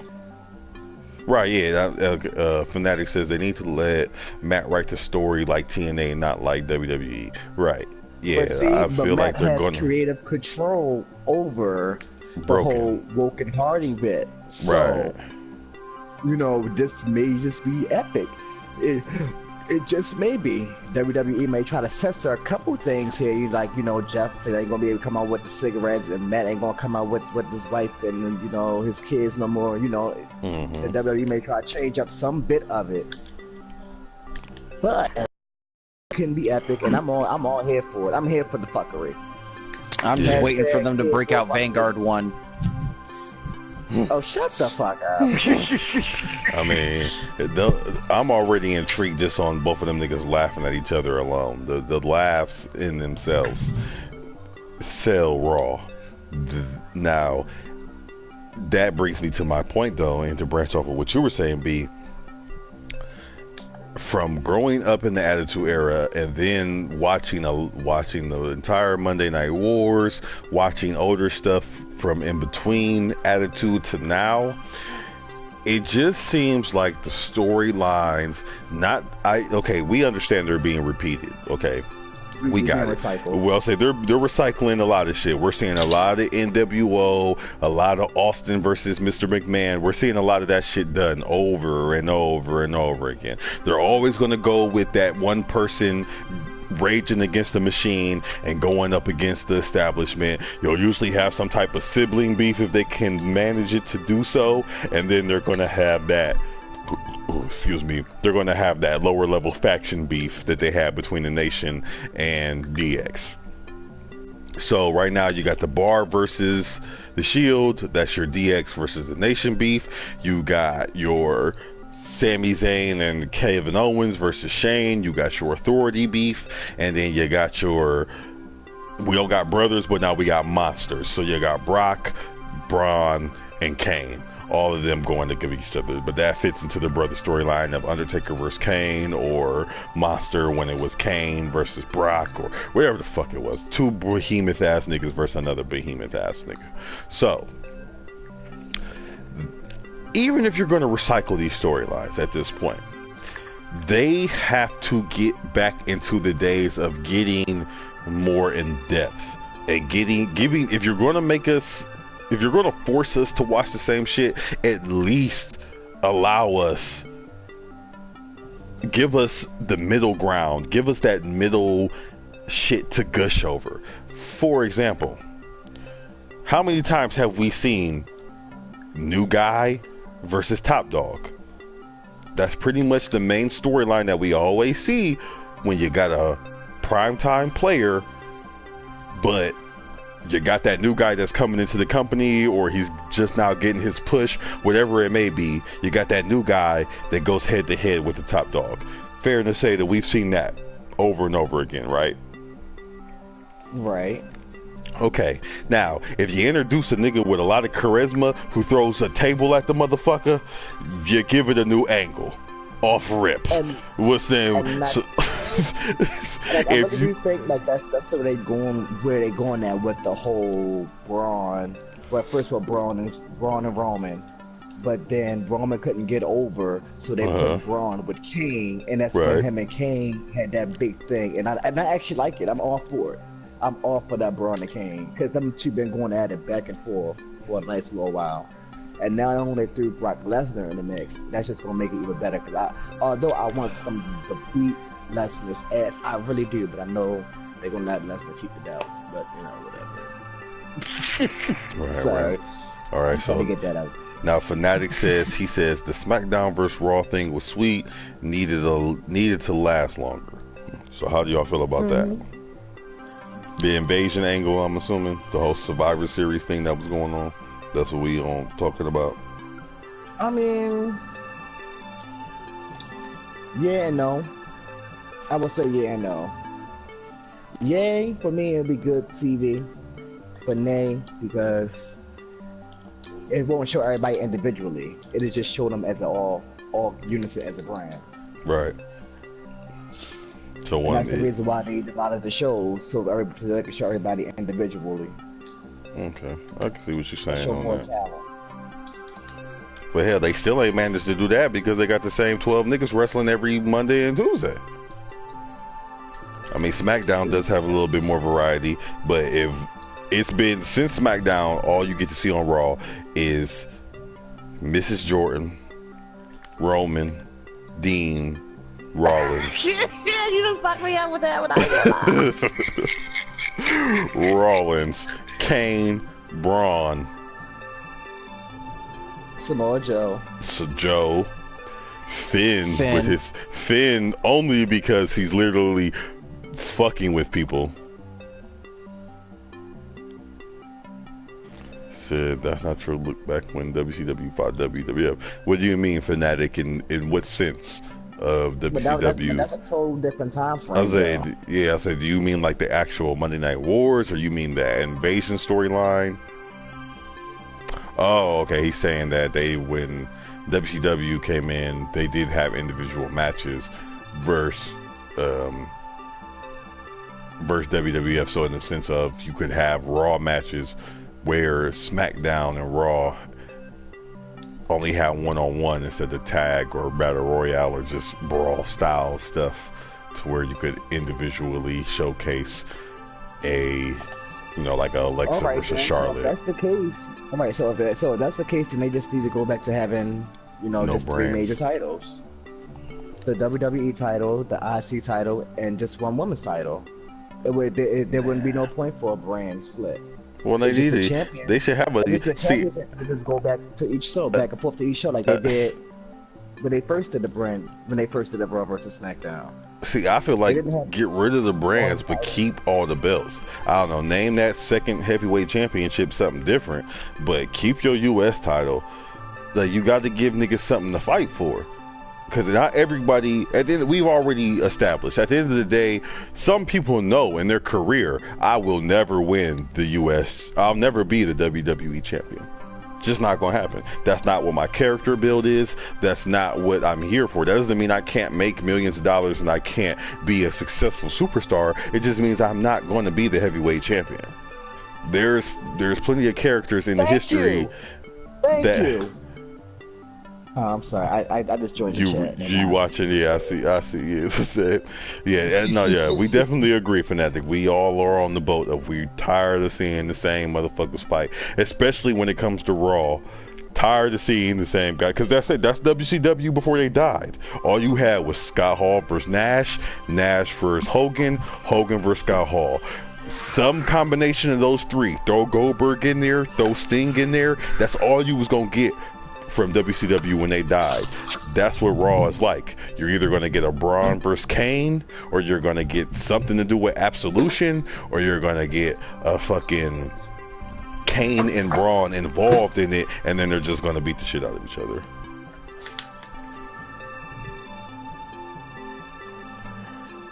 Roman versus AJ or Roman versus Orton. I would love to see Roman versus Orton. Honestly, I think AJ might be a little... done. They both have already been done. Oh, Roman versus AJ and Roman versus Orton? Yeah, see, I missed those two. So you see, you like me Fanatic. I missed both of those too. I'd like to see Roman versus Orton personally. Roman versus AJ was a pretty good match. Roman versus Orton was kind of meh. Yeah. It was alright. And that's when they kept trying to force... Now see, the one that I'm trying to figure out is... Sean, where you come from, Sean? I forgot you was even on mic, Sean. Where you come from? You know what? Fuck you, B.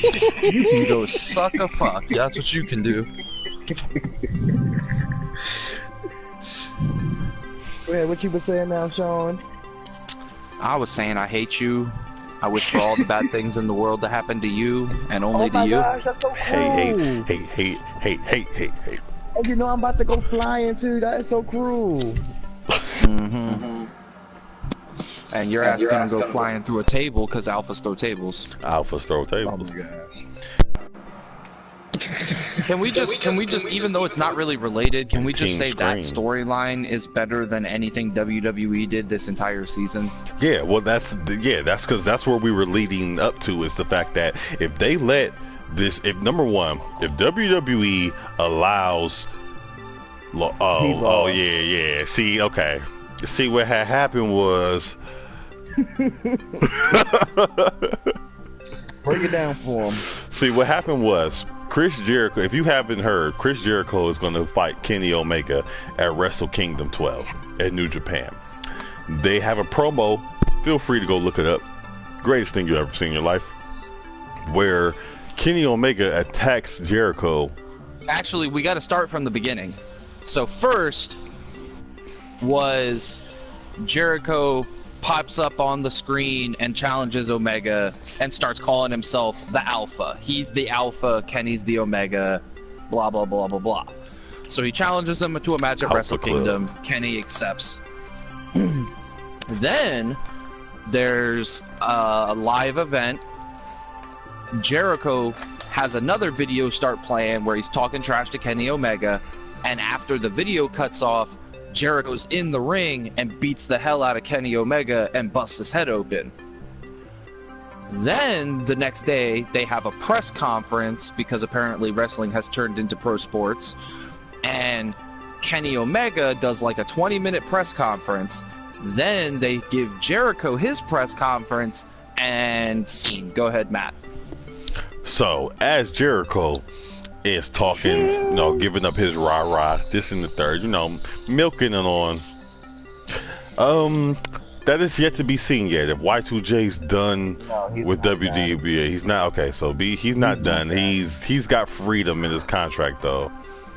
Okay, yeah, we big in France. Contract. Okay, Frederick. Okay, fanatics from France too. I'll say France, y'all on that thing. Shout out France. France likes us. What up to France? Right. Big. What up, Thierry Henry?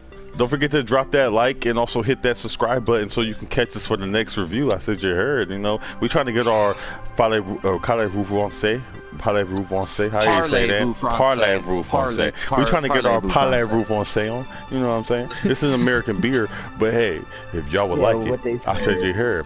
But anyways, I've had Chimay. Chimay's a decent beer. Okay, I haven't, but I'll take Sean's word for it. I said you heard.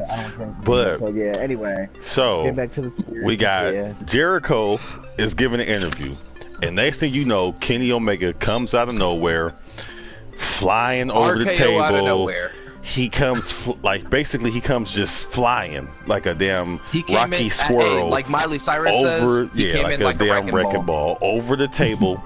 As he he hits Jericho and they get to fighting. Now, mind you, it's about 20 photographers around. Not one photographer tries to help Jericho. They just all start taking pictures. They literally, except the one hero photographer who literally gets up on the stage over the table snapping pictures of them fighting. It's the greatest thing. He still didn't. Yes, it's on YouTube, Fanatic. Yes, it is. Honestly, if you just go to Google, if you just Google Chris Jericho throws. Don't tell him yet. Tell him after the stream. Okay. After the stream. Okay. Well, look. So, what's that? Omega, Jericho jumps over the table. Omega jumps on Jericho. They're fighting. It is at the precise moment that finally some type of official comes over and breaks them up. He pulls Kenny Omega off. Omega's throwing his fist and kicking his feet. He's cussing and shit. And Jericho jumps up off his back. And in one motion, he does not hesitate. He doesn't think about it. Most people would jump up and run at Kenny Omega. No, Jericho jumps up. And his first thought is, Devon, get the table. And he sees the table that he was sitting at. He grabs it. He does not put the feet down. The feet are in complete upright position. And as he grabs this table, like this, he throws that bitch. Just throws that motherfucker. Tablecloth don't go nowhere. He throws it at Omega, motherfucking photographers, reporters, announcers, anybody that was in the fucking way. The one guy that broke him up got hit. Yeah, the only dude that was breaking shit up. He takes a table, full-fledged table, not folded, and then that turns into the Alpha jumping on top of the Omega with just raining punches. As you see Kenny Omega's foot in the air, just flapping around with the gray sock. Or the gray shoe and the gray and green striped swag. I gotta say this, and yes, he analyzed everything. Yes, he did EA Sports, John Madden, play-by-play with this whole fucking shit. Literally. And then, once they break him up again, it turns into Jericho saying, "Come on, you son of a bitch! Come on! Come on, you son of a bitch! Come on! Let him at me! Let him at me!" And then he starts talking again, and he's out of breath, and he's talking again, and somebody is laughing, and he literally says, without missing a beat, "What are you laughing at, fuckface?" To the point that there are shirts circulating the internet right now. What are you laughing at, fuckface t-shirts? Alpha Club joints. So if you can find one of them on Twitter, be my guest to go ahead and cop. But yes, so anytime you hear us say anything along the lines of Alphas throw tables, we're referring to the fact that Chris Jericho threw a table at Kenny Omega in a live press conference without losing the tablecloth, all in one motion. It was great. So yes, if you want to jump on Google and type in Jericho throws table at Kenny Omega, you will find it's almost impossible not to find it at this point. So yeah, if WWE allows Jericho to go out and create the greatest story of the year with somebody else, that is a huge slap.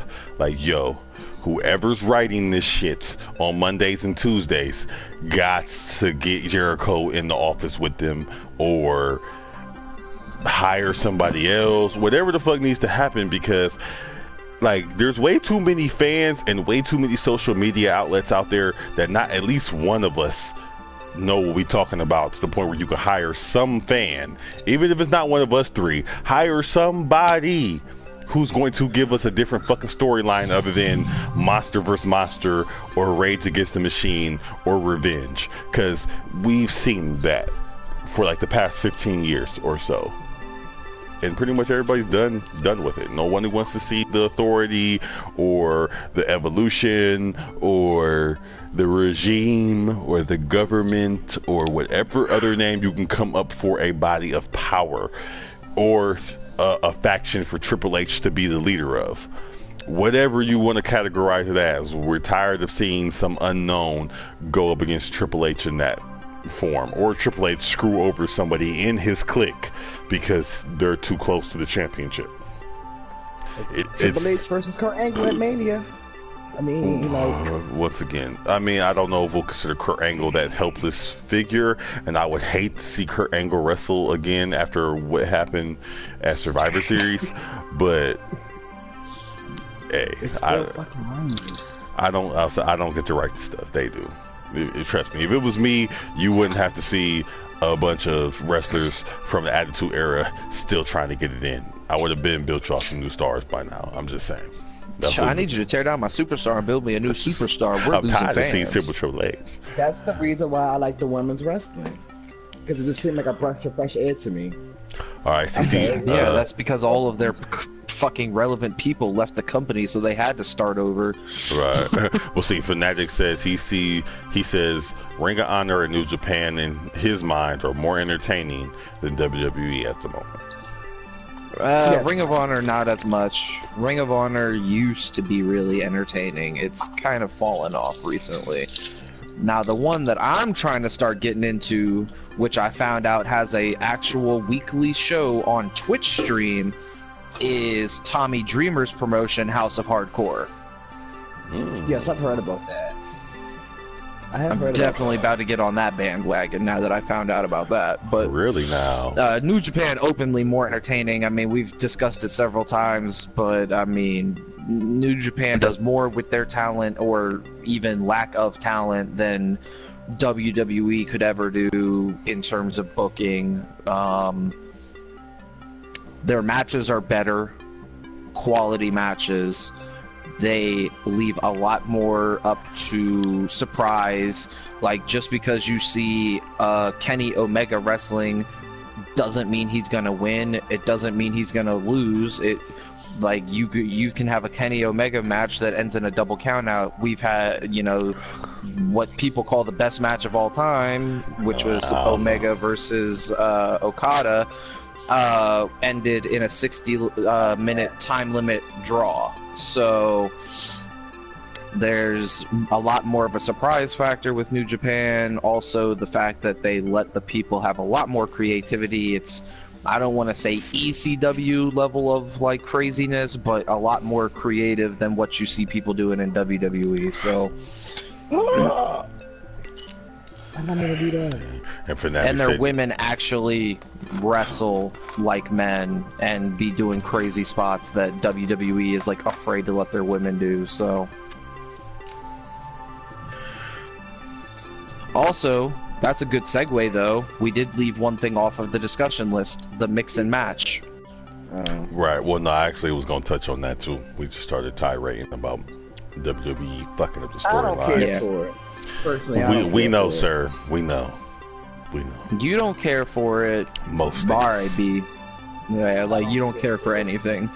If it don't gotta be about Sasha, he doesn't want to hear it. So. What you mean? She's in it. What do you mean? She's in it. I just don't care for it. What do you mean? She's in it.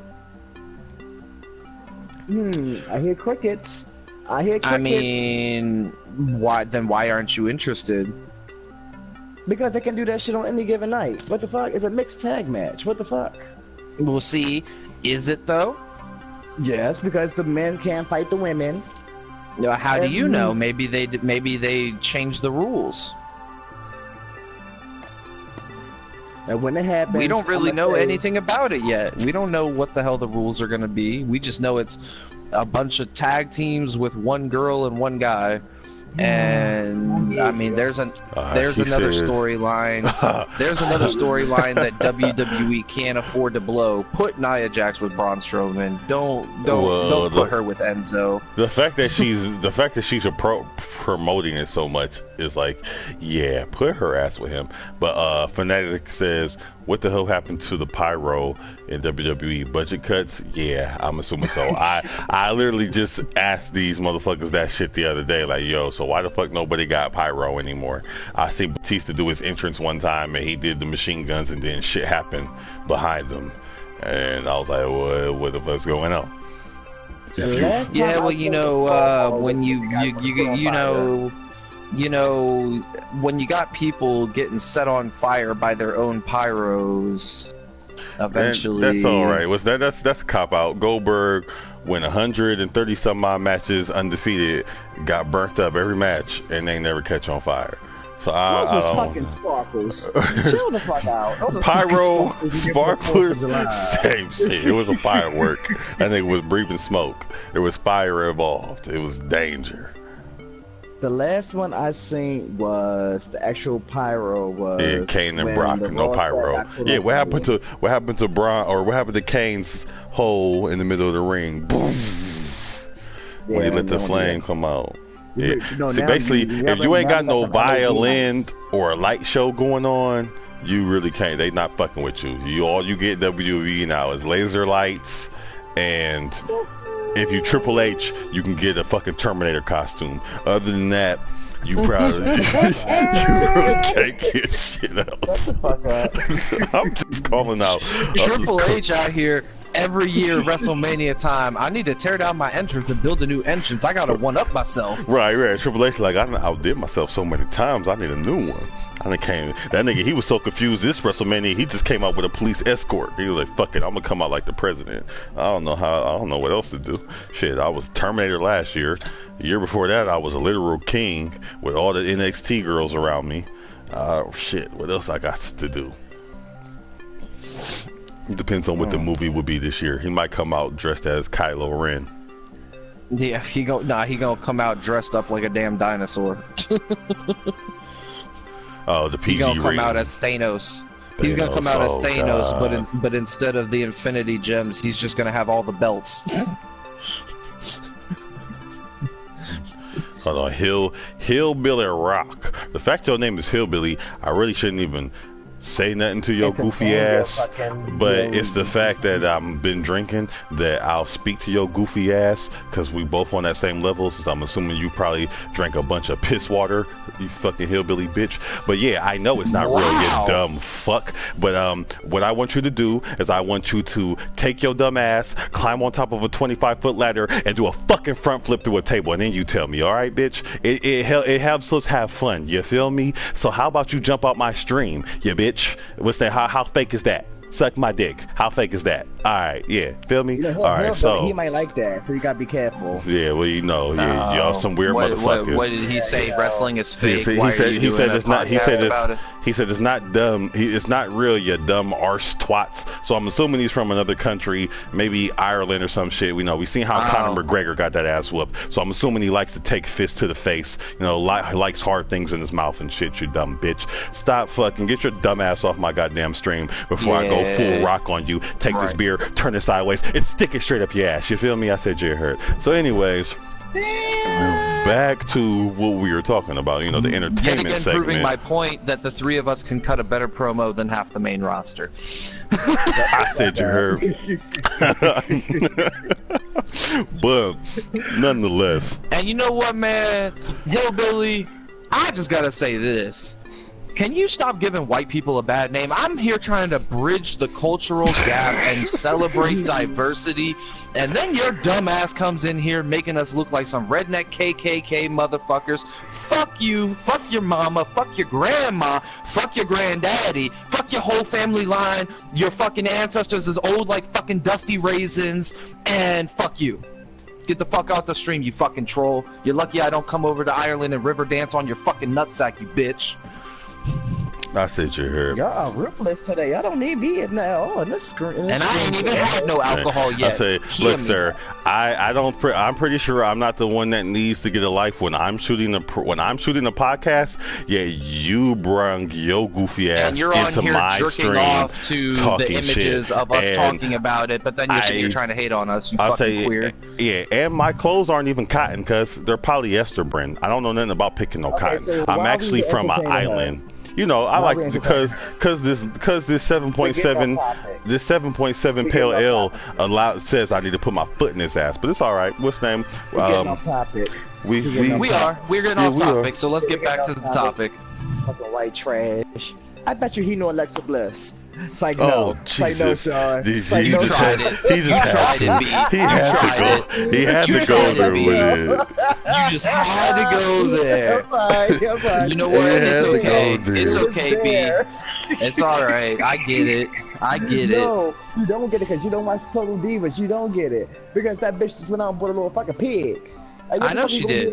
I know she did. I'm hip. You think I don't know that she got a pig? I know exactly. I'm sorry. It was just there. It was there. I was like, I had to lighten the mood.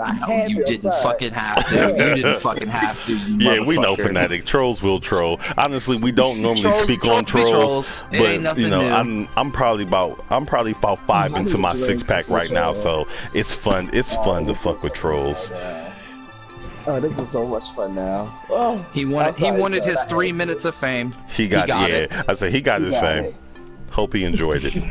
You got you, Sean. I'm sorry. That was fucking hilarious. Sorry, that was bad. Now let me crack my Bud Light, my one beer I had left in my fridge that's been sitting in there for 10 years. Oh, I'm sorry. Cause I'm a hillbilly, get her done. Get her done. Okay, so I'm a black man, so I'm gonna drink this easy. Oh, so you gonna drink some Cavassier because you ratchet? All right, so the last real comment we had was from Fanatic. He said the BSPG rating. Now, if anybody feels, I mean, he probably can mean error or whatever. Either that's way, never gonna change though. Yeah, that's never gonna change. I feels you on that, bro. I can't say it'll never change, but it's not really something that they want to change right now. Yeah, unless there's some competition, they probably won't need to. They're trying to slowly do it, but don't make it really noticeable. True. Well, it feels like Vince just never wanted to. If it wasn't for the Monday Night Wars, Vince would have never really went rated R or rated MA. The only reason Vince took it up to TV 14 is because he saw how much success ECW was having with the over-the-top levels of violence.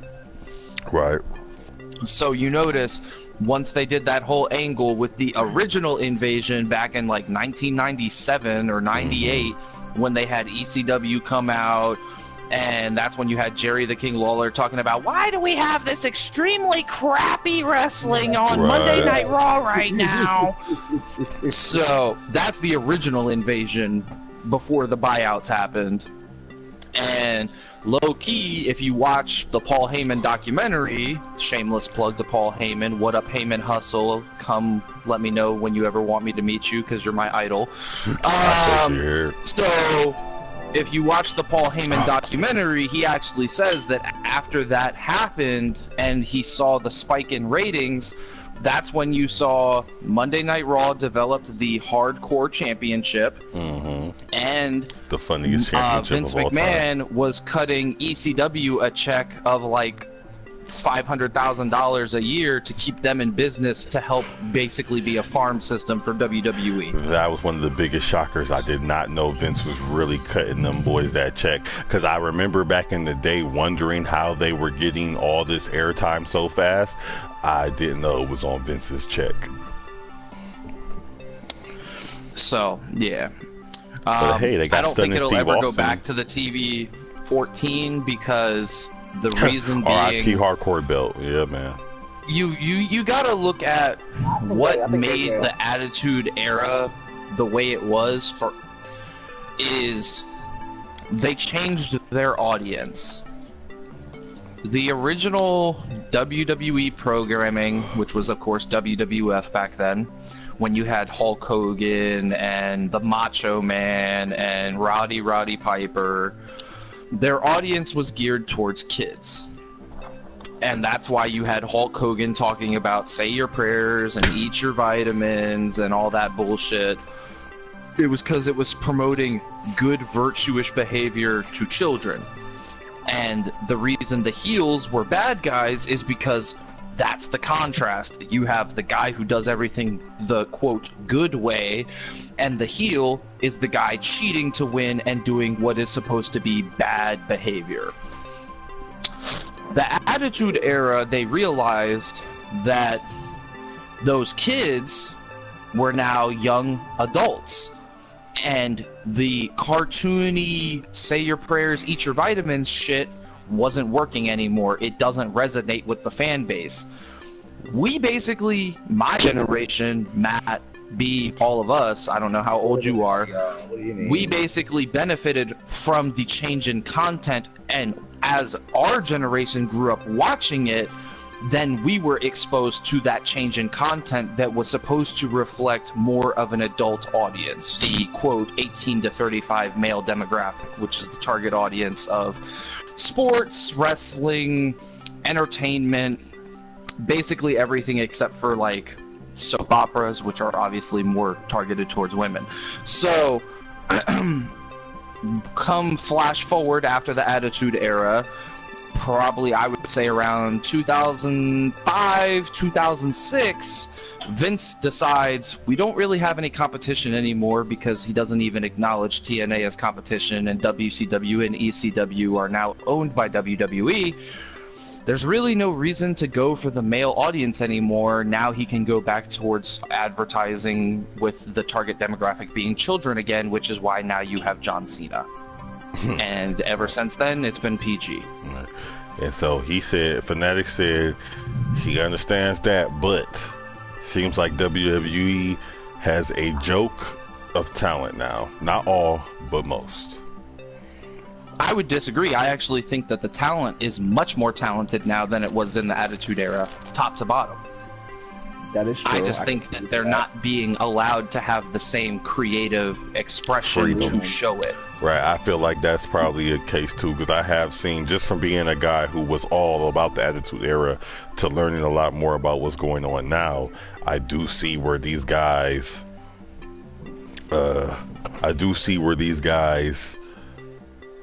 they do go a lot harder in ring now, as far as like just the technique of what they do, and they can transition a lot more from technical to fly-in to brawl-in to the different types of worldly strong styles, whether it's British or knocking in strong style. Everybody has a little, it's kind of like MMA.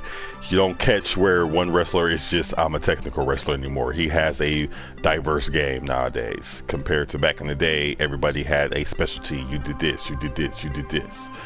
But by far, to me, back in the day, when it came to crowd interaction, knowing how to work a ring, not just Mojo, it's a joke, Tyler Breeze, Fandango. Tyler Breeze is actually really talented. It's just that you don't identify with his character, which is two different things. You can say that you don't like his character and his character doesn't resonate with you. Personally, Goldust's character never resonated with me because I'm not this weird dude who dresses like a woman. Sorry, Goldust is nice as fuck. I didn't say he wasn't talented. I'm just saying I don't resonate with the character of someone who's a cross-dresser. Right. Well, no, that doesn't resonate for me. This is what I get from that comment after, with all the names on it as well. Okay, Mojo. Now we just tore into Mojo's ass. Yeah, Mojo, you're garbage until you prove me otherwise. Tyler Breeze, I won't say much about you because I haven't seen you work. Fandango, I don't like you. Yes, you can give me some for Breeze. I don't like you, Fandango. I've seen you. I don't like you. I don't like you dancing. I don't like your entrance. I don't like you in the ring. I don't like you with the Fashion Police. I only liked you when you got power bombed by Harper this weekend. That's all I like. And then the Weasel that's with Carmella, so Cartman. They're talking about old boy Cartman, who by the way, has actually been released by WWE. By the way, James Ellsworth. Yeah. So sad to say he's from Maryland. see, you could have kept that to yourself. But tell to shut up for God's sakes. Girl, bye. I was like, bro, you gotta spell. If you was trying to, are you trying to spell him? I was like, you trying to spell him? Cause you gotta learn how to spell before you control, my guy. But anyways, so like we were saying, I feel like what you were saying, Fanatic, I feel like it's storytelling that goes like, I feel like Tyler Breeze, there was weird ass characters back in the Attitude Era, like you remember the Hurricane the superhero cat, weird ass. She was not part of the Attitude Era. She was not part of the Attitude Era. He was there. Ruthless aggression. Well, I didn't know nothing about Cena, but Hurricane was there as I was leaving out, and you want some milk? Okay. I mean, The Godfather. Right, yeah, pimps hoes up, down. Yeah, we know he was went. a pimp. I didn't like her. I didn't like her. Like, we knew he wouldn't literally wrestle for supposed to real. be a cartoony interpretation of a pimp. How about fucking? I mean, I already said Goldust. Who, again, I'm not saying Goldust isn't a talented wrestler, because he is, but his character was weird as hell. And let's not forget, probably one of the most offensive characters WWE ever did, Val Venus, who was literally a male porn star wrestler. Ladies. Look, please don't get me started on that. Please don't. Oh my God, please don't. Please don't. I mean, it's just the fact that back then everybody. If that bitch to the Hall of Fame before China, we gonna have problems. China gonna be in the Hall of Fame this year. We gonna have no Ivory is in the Hall of Fame this year, not China. If Val Venus makes it to the Hall of Fame before China, we gonna have problems. Right, Fanatic. You mean dumb. But this was my thing. Talent that can be good. There's so much talent that can be good, but okay. So basically, what he's saying is that there's a lot of good talent on the roster nowadays that's being wasted compared to back in the Attitude Era, where if somebody wasn't as great in the ring, they still had a story.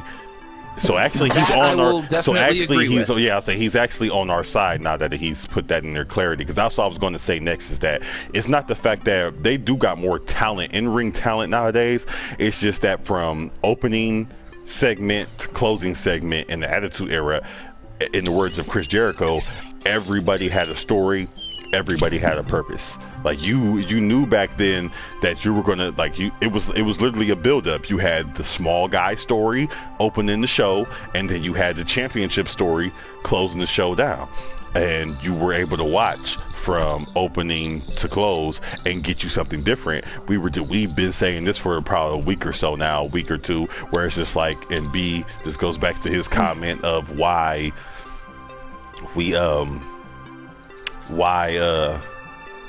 damn it, B, what did you say? What was your rant about? Oh, the same matches. Why you feel like you're playing a video game? It's on the strength of there might be 50 guys on the roster, or 50 guys and girls total on the roster, but there's only 12 people wrestling.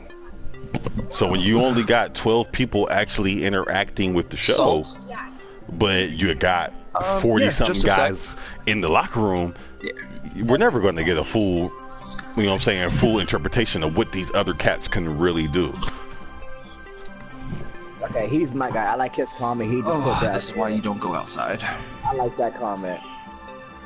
Okay, so you know what? I don't rock with Baron Corbin, but I feel the same way about some of the other wrestlers off the top of the head. That's how I feel about Sasha Banks. I'm tired of seeing her in all these groundbreaking matches and winning the championship, but don't get no credit, and she can't have a title run. You got Bliss holding this belt for this long. You got Charlotte, who jumps to another show, and now I love me some Lil Rick, but the fact that she can go to another show, lose a Money in the Bank match, and still end up with the belt before the Money in the Bank winner cashes their damn suitcase. before Sasha can defend the damn title, there's something adding up there to me. But I told you, Vince I'm just a don't like motherfucker. Sasha. I'm That's just a why she motherfucker ain't got who. no crown. I'm just Well, a she motherfucker who ratchet, like to so- watch. But that's what There we Ratchet. go. Ratchet is. You ain't seen Cardi B? Cardi B is double platinum. But the thing Been is, on number Sasha one. she's Ratchet the is number one popular. female that's making the most Ratchet money. is. That's what I'm saying. Come on. Ratchet is hot. Ratchet sells. We sell 1 million Sasha is albums a making the year most based money. off of Ratchet people. Like Ratchet is where the. But that's the thing though. They made her a face though. So Ratchet Sasha is not what they're trying to promote. Like, Yeah, now see, Baron. Because you already know how I feel about that. Yeah, both know how Right. I Well, feel. no, I'm he not gonna get he into he that. dropped another comment. He said Baron and Braun are great. Give them both a title push. Damn it. Now I'm gonna go with you 100% on Braun. I feel like Braun should have a belt. There ain't no way that you put. That's how I always felt about Kane, but I never was just that big of a Kane fan because Undertaker. He Really? always felt. I love. Don't get me wrong. I liked the Kane. But we had Undertaker in our generation. So when you look at Undertaker, you can't hold Kane above Undertaker status. He's I just. hold them on the same level. I mean, nah. Okay. Can I elaborate on that? Yeah, I yeah. hold yeah. up to the same level from when Kane debuted Mm-hmm. until like 2002, 2003, somewhere around Okay. there. Okay. Because Undertaker, he left the dark side and went to be American Badass. Badass. You And know, Kane kept the he kept the torch going. Kept his torch going, and then he turned on Taker, and he chokes that Undertaker through the ring or whatever, and then they fought, and then Undertaker took his mask off and Kane ran in the back, things like that happened. But yeah, so I'm not on that, but that's why I hold them on the same level. But whatever. Okay, now I agree. I'll give you. Okay, well I got to answer both of y'all. First, B. Yes, it was Sam. I agree with that. Kane did hold it down while Undertaker did go to American Badass. It's just the fact that when you have that figure, he suffers from what's it called? They call it the consequences of greatness. Whatever it's called. Like basically, his time. He just came in the wrong time period. Him being such a good superstar, it gets overshadowed in the greater scheme by the Undertaker streak, Undertaker being multi-time heavyweight champion. There's just a lot that Taker did before Kane got a chance to do that it kind of don't make Kane feel like a copycat because Kane's not a copycat, but you got They didn't to give him that much of a chance. You're Kane right. is like Taker. Kane always put people over. Right. Well, that's the thing too. That's another thing that we got to get on Taker. Is Taker was always putting people over. But we'll throw that if we get back on that topic because we clearly done went a whole different way with this. But if we get we'll Right. discuss this later. right, well we'll jump on that later. But I'll say, but like you were saying, Fanatic, what's his name, Baron. Now I dislike Baron in the best of ways. When I say that, I do not like Baron Corbin because you're not supposed to like Baron Corbin. He's a great talent, but he does a good job as being a heel, so I don't like him. You know what I'm saying? Now, I respect him. Triple H. Yeah, he has that Triple H factor. He does a good job at being a douchebag that I don't fuck with him as far as like, oh yeah, I want you to win, but he's a hell of a wrestler and he does his fucking job as a heel. Now he's over here. Now you might have missed. You probably didn't turn in until later, because you over here going in, Fanatic. He's going in on gender like I was going in on gender. Yes. Can I ask a question? Yeah, go ahead. Is it spelled FNATIC or FANATIC? FNATIC. As in the League of Legends team Fnatic? I would say yes, because I have no idea how they spell their name. But that's probably what it's a reference to. And if it is Fnatic, shout out to you, because I'm a TSM fan, League of Legends all day. I would assume it's spelled like that. So if he's not part of it, he probably knows what it is, and he will comment in a second. But Baron, because then he put no, he said no GSGO. No CS. Oh, CS:GO. Counter-Strike Global Offensive. Okay, I got you. I got you. Okay. Oh yeah, see, I know that's between y'all. Yeah, so they Yeah, talking y'all They talking E-League right now. Okay. Well, sir, you have come into a gaming channel as well. We're all gamers as well, sir. So Yes, we know what if we don't know, somebody else in the clique knows, as you see. But to touch on your points, yes, we all agree Jinder Mahal is garbage. But there is one thing that Hot garbage. there is, and yes, Hot he garbage. only got to shoes. push. He only got to push because he's Indian, and they wanted to touch in with that Indian demographic. So yes, right. So everything that you said about that is 100% correct. And yes, hell yeah, I would love to see Braun or fucking Samoa Joe, Baron, Bobby Roode, any of these people, Knock, that's Nakamura, any of these people get a push before a fucking Jinder Mahal. Ugh, like They really? did it because he's like the heel. He's like one of the top heels, though. Well, that's the thing, though. It's easy when you're hated. It's easy to push you because they're going to boo. Even if you're a garbage wrestler, we're going to boo you because you're a garbage wrestler. It doesn't look here, sir. Look here. This is not to come from. This is not to come here for Roman hour. Right? Yes, we're not going to do that. I'll give you that he got his push too early, but we're not going to compare Karate Chop to the big dog. We're just not going to do that. We're not going to. That is not. He's a dog, all right. I don't know about big, but he's a dog. He's an animal. Even if he's a dog, he's still got a bite better than a fucking Karate Chop. So we're not going to do that, sir. We're not going to do that, sir. Whatever. But yeah, oh no, trust me, I'm a heel guy too. I'm actually my name is literally Jose Heel on fucking Twitter. You know what I'm saying? It's Jose Inc. is my tag, but if you type in my name, it's Jose_Heel. I'm an asshole. Honestly, everybody in this chat is. We are all heels at heart. So you I'm not a heel. look here. Okay. Look here. My name is Jose. I'm Jose. Look, this is how we're gonna. I'm Jose Inc. Will Jose Inc. please raise his hand? You can see me raise my hand. Will Sean the Don please say Dondo? Hadondo, this is your boy Sean the Don. There's one other person on this group chat in this petty part of this team, and his name is Petty B.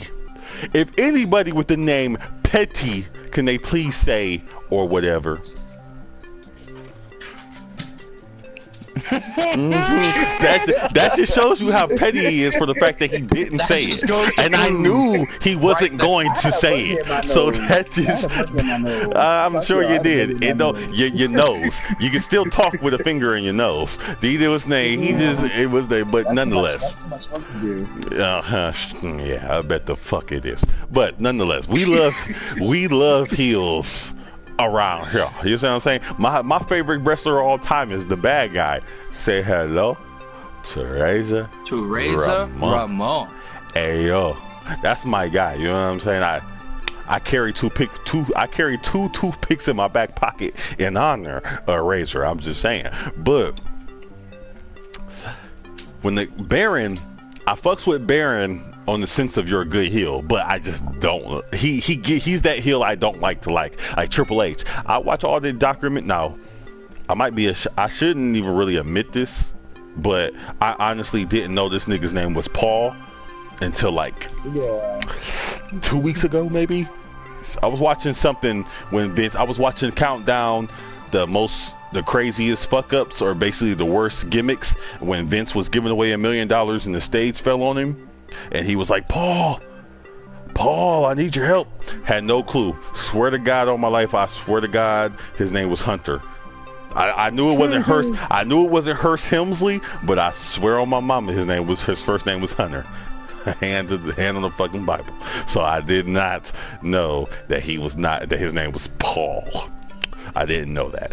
But nonetheless, he's such a fucking great heel that I love the guy to death, but I hate him. At the moment the camera cuts on, I fucking hate him. So he does his job. Baron is in those lines to me. He does such a good job of being a heel that I just can't like him. He's a douche. But he's a hell of a fucking talent. And now, on the roster, could I say he deserves the next SmackDown title shot? Nah, I mean, you know, personally, me, hell no, I ain't gonna say that. But if I overlook Knock, nah, I probably still got maybe 2 or 3 guys I would put there before I gave it to Baron. But Baron is a top talent. So I understand where you're coming from, and we feel the same way. We do want to see, instead of seeing fucking Randy Orton and John Cena, and I love, like I said, I love Triple H, but to see him come back every fucking time he wants to have a fucking moment, like, give it to some of these young cats. Y'all have a whole fucking 20 episode series of Monday Night Wars on NFL, or what's it called, WWE Network, talking about how the main way that Vince won the war, on top of WCW doing a bunch of fuck shit, was he knew how to develop new talent. Why are we getting away from that now? You have a whole NXT that's going fucking viral worldwide, putting out brand new stars, but you get them, and then, according to B, you just slaughter their character. Whatever they did to become main roster worthy. I mean, I did see it, but I'm just saying I didn't want to take credit for it. I'm just saying where I got the information from was you. You were the one that first told me, as I see it now, with certain characters like Becky Lynch. No reason why they changed her up. She was phenomenal in NXT. Why make Sasha, if Sasha's ratchet, why make her go babyface? What ratchet babyface do you know? Never heard of one. I'm from the hood, grew up there, don't know a good ratchet. Just saying. But what's the name? Like, I just okay, shut sorry. The fuck up, B. Well, I'll say.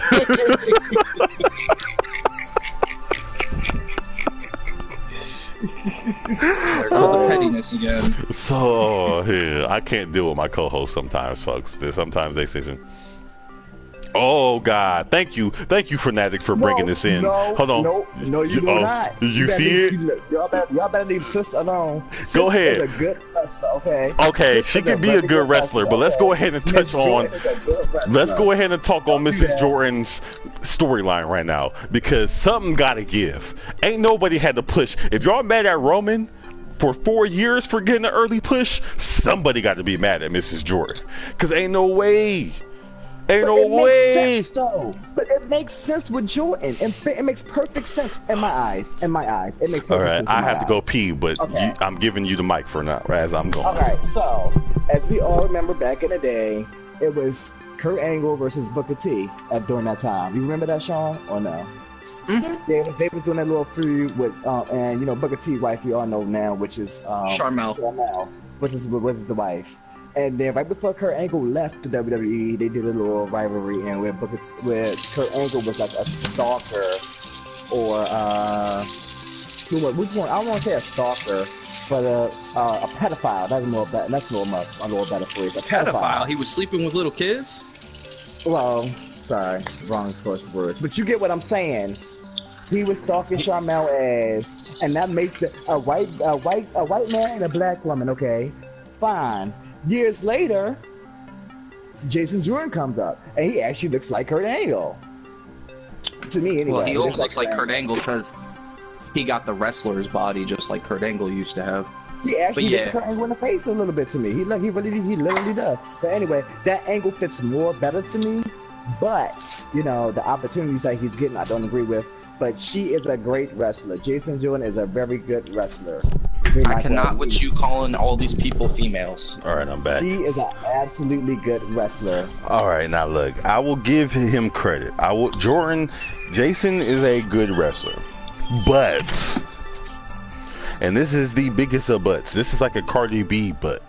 Cardi B ass. Oh like, my God. he's so, like, they're okay, look, for as many bad storylines as they have, the Jason Jordan one is phenomenal, because if their point is to make him as obnoxious and fucking irritating and cringeworthy as you can, they have, in lack of better words, they've made him so fucking obnoxious that it works. It works in what he's doing. As much as I'm tired now, if you missed earlier in the show, like I said, I am tired. Hold on, biggest waste of talent that deserves another title shot. Yes. Me, okay. Now see, Fanatic, you was. No title shot. I was saying, Miz, you was the homie until you said that, because I hate me some. I hate the fucking Miz. You done came into an anti-Miz stream, bro. But we gonna leave that alone first. We gonna touch on. No, we're not gonna say anti-Miz. We just don't like the fucking long, drawn-out promos. Oh, you are? Oh, I'm sorry. I mean, we'll put it this way. I haven't even seen Miz wrestle enough to be anti-Miz. But them fucking Miz TV promos, since I've been back and watching Raw weekly, have just blown me so much that it's just like, bruh, I need you. Like, this whole him being away might give me a better respect. Oh, nah, I'll give you that. He got great mic skills. The boy can talk. Does he? Because he talked too fucking much. Yes. He don't know when to shut the fuck up. You said what? I think Alexa Bliss is better on the mic than Okay. See, now you speak. Now, here we go. Here goes the pettiness, folks. Sean not even here to react to it. He honestly probably don't even feel that way. He just said it to see if he can get a reaction, but Sean's outside at the moment. Like, even I actually agree. Alexa Bliss is better on the mic than The Miz, because The Miz is garbage from top to bottom. You want to talk about that? The Miz is the original fucking clown shoes of the WWE. Oh, I cannot stand that motherfucker and his real world bitch ass and his fucking Canadian wife with her fucking the Americans, they are so weak. Nah, get the fuck out of here with that shit. I'll give you this. When it comes to Miz, he is very smart at taking advantage of why we hate him and running with it. He knows that he's a real world guy. He plays on that. He uses it to his advantage to be hated. A-lister he does everything that you hate about Miz. He plays off of it to portray himself as more of a heel. So once again, kudos to you in filling your role, but just what you do, I just don't. It doesn't do it for me. When it comes to ring work, I'm just the wrestlers that like to run away. Like, there's only one wrestler at this point in history that I like that has that style of running away and doing the sneaky shit to work. And the only reason I like him is literally because I never seen him wrestle in the ring before I chose to like him, and his promo skills are second to none. And that's your boy, the realest champ in the room. Bada bing, bada boom. Gosh. That's why you gotta bring up that roach? Why you gotta bring up that roach for? We was having a nice conversation. Why did you have to bring up that roach? I didn't even say his name. He has the gift of gab. He has the gift of gab. And he'll put your lazy eye back to work. That's he did one good promo against Devon Dudley. Let me spell it out for you. Oh my gosh. SAWFT. See, I can't. I can't. But back to Mrs. Jordan though. The fact Thank you. The fact that they are just beating us over the head, you would really think it's Kurt Angle's son. Like, they are doing a phenomenal job. Like, I'm talking about motherfucking give these niggas the Emmy fucking award, Academy Award, whatever the fucking award is for actors. Give it to their ass for it, because if this nigga ain't his son, you could have fooled me. Because this boy gets 3 promos a night and 2 matches. He literally had a match. He had an impromptu match with Roman, and then had a match later on that night to prove that he can go for Roman's title. Like, son, you just lost the title match. How the fuck you get a #1 contender match in the same night that you lost the title shot? There's a million niggas right now that wish they had that opportunity. Like, how in life has this happened? Y'all got the same square ass head, or is that fucked up hairline that y'all got the same make y'all kin? Cause whatever we got going on that allows Jordan, especially since they broke up your tag team, and then just like literally like how I did this 6-pack, I put my empty bottles with that one filled bottle. That's what they did to American Alpha. They took out Jordan and they took Sheldon Benjamin and dropped his ass right into motherfucking place. So you got 1 empty ass beer and 1 full beer in American Alpha right now. No disrespect to Sheldon, but it's time to sit your ass down. If niggas got to start using the old excuse for you, it's time to sit it the fuck down. I'm just saying. And the fact that they took Jordan out of that to make him Kurt Angle's illegitimate interracial love child. And then, because I can't remember who pointed out the fact to me that they were just irate the fact that Jordan is black and Angle is white. Those were the two things that really was like, why do people not understand that this isn't real? I mean, but the thing is, interracial relationships are very significant nowadays. I get that. But the storyline that happened years ago, that's what makes it more believable. If for a fan like me that watched it years ago, right, Kurt Angle was stalking Booker T's wife, Charmel, and that's when they started the little rivalry. Right. And then here you go 10 plus years later, and here push you back right here in this setting.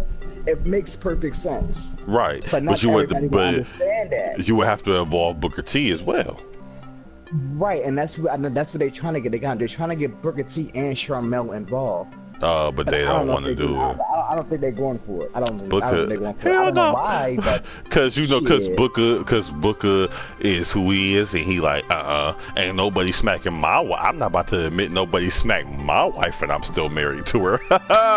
You crazy? Shit, fuck that. Booker ain't playing. Booker ain't playing. Man, Booker getting a paycheck, commentating them damn weak ass matches. He ain't about to do that shit. They just need to tie up this whole Jason Jordan jumping in on the Raw. Like, for as much chaos that Raw, it's gonna come to an end at WrestleMania. Whenever Triple H and Kurt Angle fight, that's when it's gonna come to an end. That's when it's gonna come to an end. Right, yeah, exactly. Well, see, that's the thing too. The fact that Angle has real kids, it kind of just throws off the fact that he has this grown ass wrestling man as his child. That. But Kurt is almost 50, so it's actually more believable because Jason Jordan's in his early 20s. Okay. Like, so Kurt would have had to been in his 30s when he had him. Okay, so I mean, it's believable. It's believable, but. I think he looks like Kurt. I'm sorry. He looks like Kurt. I mean, he does. He does from the hairline back. He got that hairline. He got that same cylinder ass head. You know what I'm saying? They got a lot of features similar. But I would have much rather, for as good as Chad Gable is, I would have liked to seen Jordan and Gable. I would have rather seen Jordan and Gable in that match on Sunday than to see Benjamin and Gable. And I can agree with you on that. They broke them up way too quick. True. And we already had this conversation. They breaking up teams way too fast. Right, they break teams up so. Other than the New Day, and the Usos, they have broken up teams so fast because those are the only two teams that's bringing in that guap. Right. They bring the teams that bringing in that money. So really, if you a tag team or a faction, when them shirts stop selling, it's time for y'all to split up.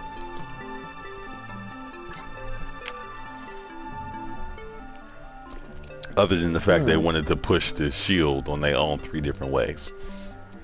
But nonetheless, Jordan, he got to go, or he got to do. They got to pull off something. I'm tired of this. He's going to go heel. He's going to go heel. I can see it. He's going to go heel. Okay, now my question is. Oh, okay. All right, for sure. I said we still here for you, Don. We figured you was coming back. I said, Jared, but yeah, I don't know. Like he's cringeworthy. He's very cringy. Like when he comes on the screen, he makes me cringe. I'm like, oh God, what is she gonna do today? Like, you gonna beg Daddy for an IC title shot, or you gonna beg Daddy to be in a fatal 4-way match? Like, whatever you doing, you're begging your daddy to be something. You're more of a submissive bottom than you are an actual wrestler at this point. You just need a bald top to tell you what to do. That's what I see him as. I'm just saying. They'll say, y'all might not know that lingo. Don't worry about it if you don't. And I'm back. Okay, see, Fanatic.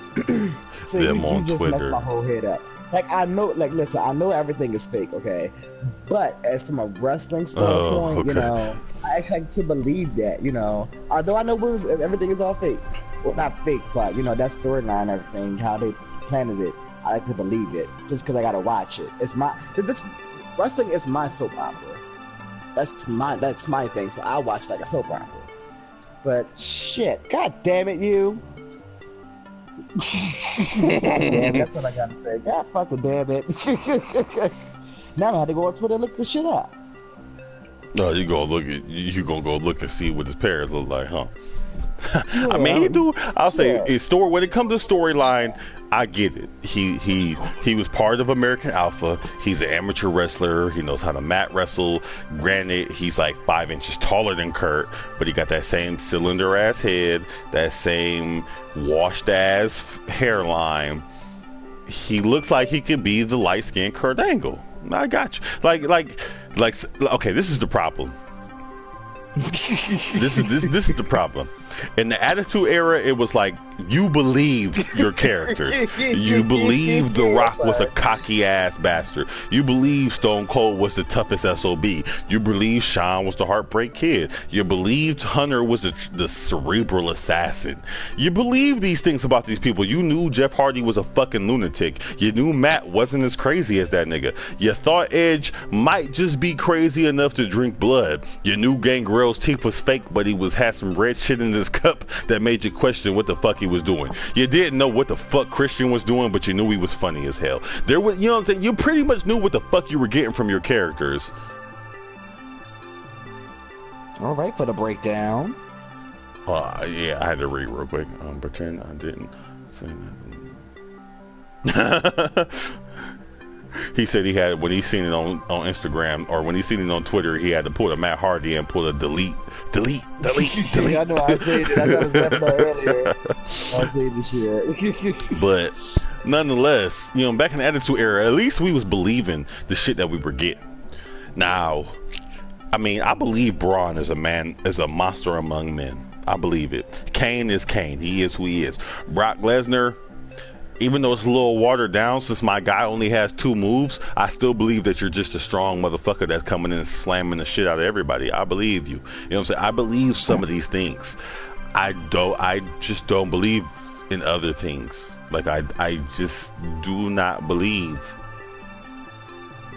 that Kurt Angle has a 6'4" black son who seems to have a injured knee, yet he manages to get into all these title matches with no doctor clearance. I just don't believe that. It doesn't. I figure a commissioner who just had his title on the line would know if this motherfucker was eligible to wrestle or not. I feel like in your job description it would let you know, like, yeah, I should know if my wrestlers can wrestle, or is he going to get hurt and Finn Balor is going to have to come out and save his ass. I'm pretty sure that's in your title description to understand these type of things, son or not your son.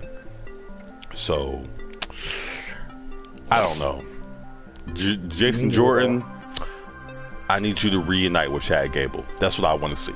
I want to see another shakeup. I want you part of American Alpha 2.5, and then y'all and Sheldon Benjamin can be your manager, something of that nature. I wanted to, however that works out. I want you back. That's how it was supposed to be originally. That was the original plans.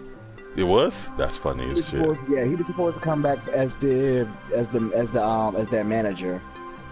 Okay, see. But he got hurt. He was still doing wrestling in the Indies, and he got injured. Right before he Who, his contract dad? with WWE. Oh, Jordan himself. I'm about to say, goddamn, how old is his daddy? But Fanatic has thrown Fanatic, you were that type of motherfucker that the WWE would hate. Because he just threw some more evidence out there. He was like, his dad was on SmackDown when Jason won his first match. Well, goddamn, you poking holes that niggas can't ignore. Vince does not appreciate this right now. I'm gonna just let you know Fanatic. that. Go catch the replay on the goddamn show, Fanatic. Like,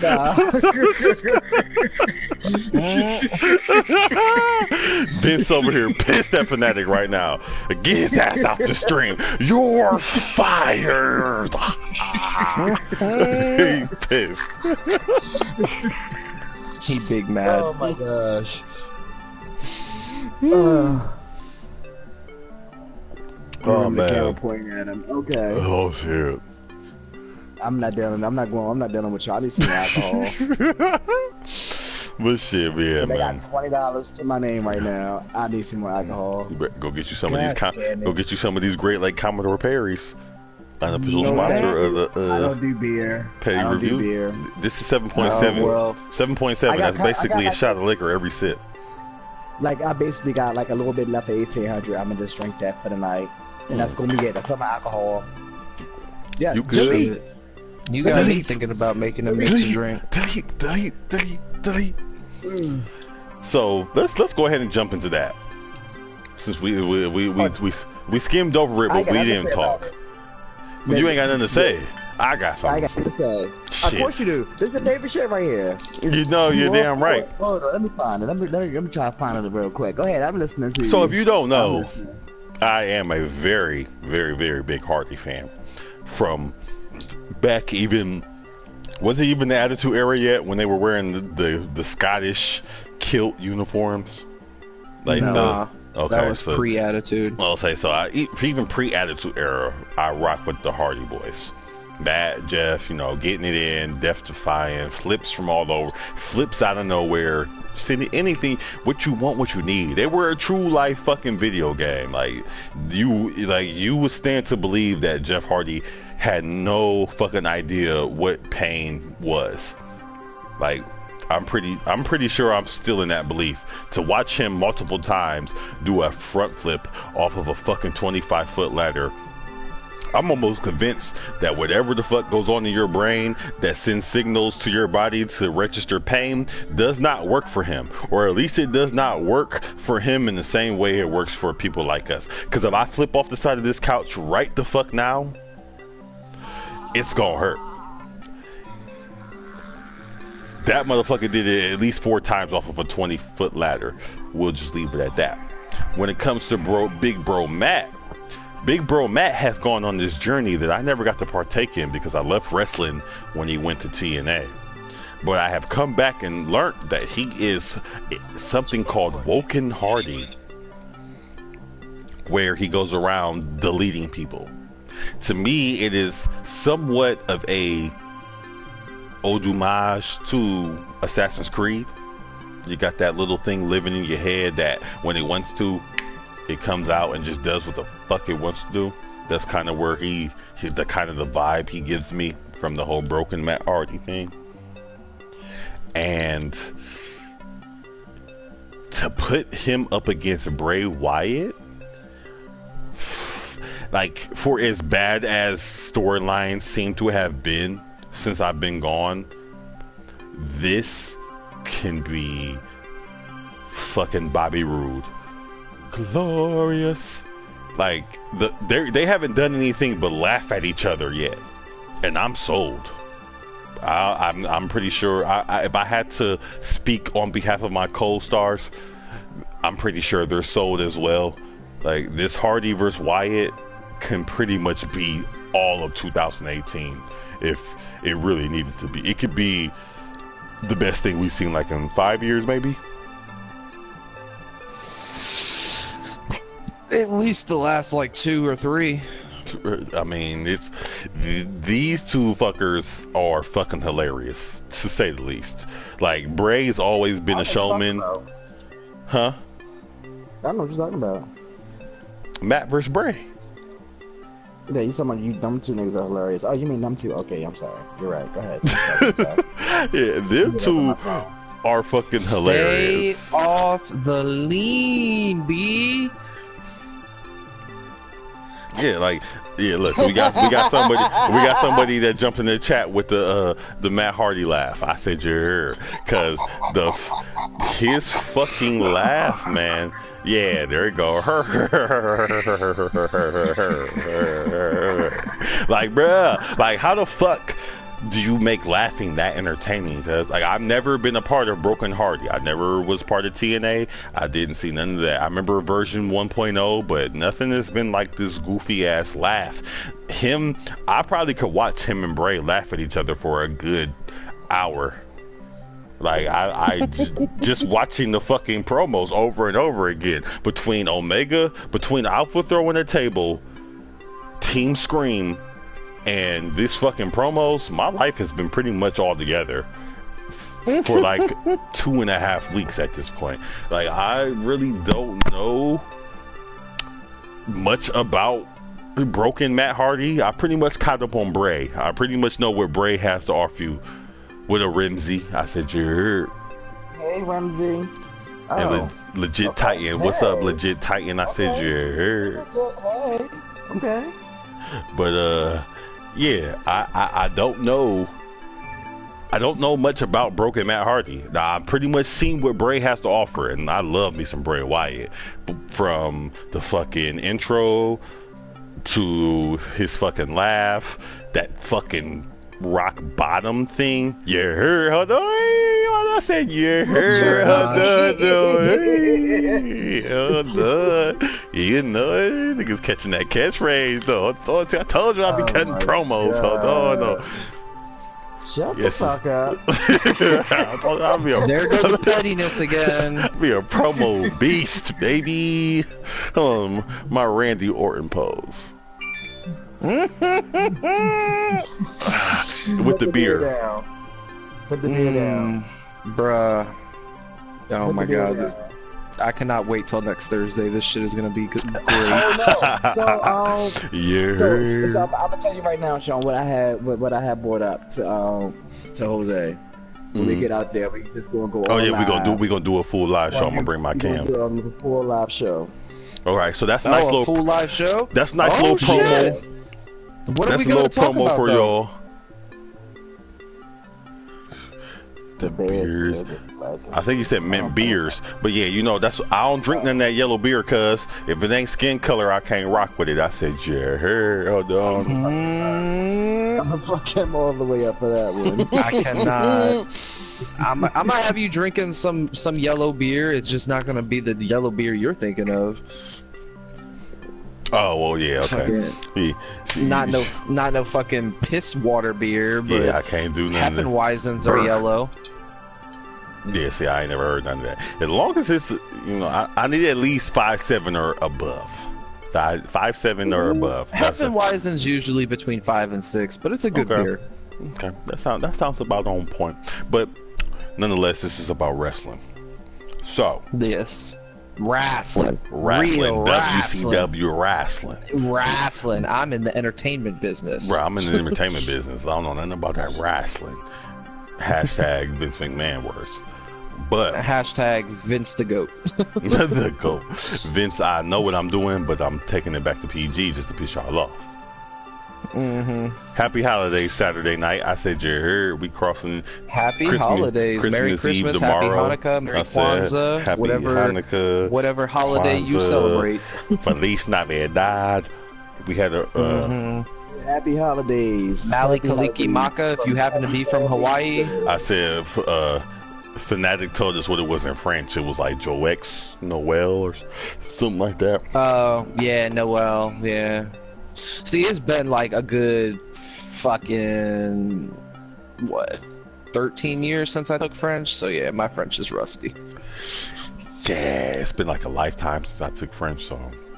I don't know shit. I never take French. Okay? I took it in 6th grade. I mean, I can't be quiet, bro. I have to talk. I said, you heard? That's what I do. That's what we do. That's why we're in the entertainment business. What she trying to talk about me? Talking about be quiet? Soon to be in the wrestling business. Allah took humans from Jinder Mahal. Legit what? Titan. You was cool. Okay, hold on. Here's a question. legit, before I start going in, because this is a rarity. Legit Titan, are you a Jinder Mahal fan? If you Yes, are, feel free. First of all, sir, no, you're not. You probably I like Jinder. You like his six-pack or something. You don't like his talent. No, I'm a Jinder fan. They just look at him wrong and way too fast.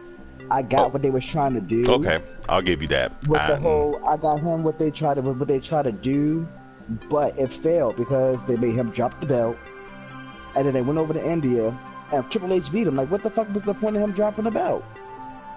What the fuck was the point? Who, Jinder? Yeah. Because AJ is a million times better. That's why. No. Well, yes, that. Yes, but like why? That's to that. But still no. You try to give him the push, and then y'all going over to India. Right. Y'all gonna let Triple H beat him in India, and he's from India? No. Because it's Triple H. Triple H don't lose.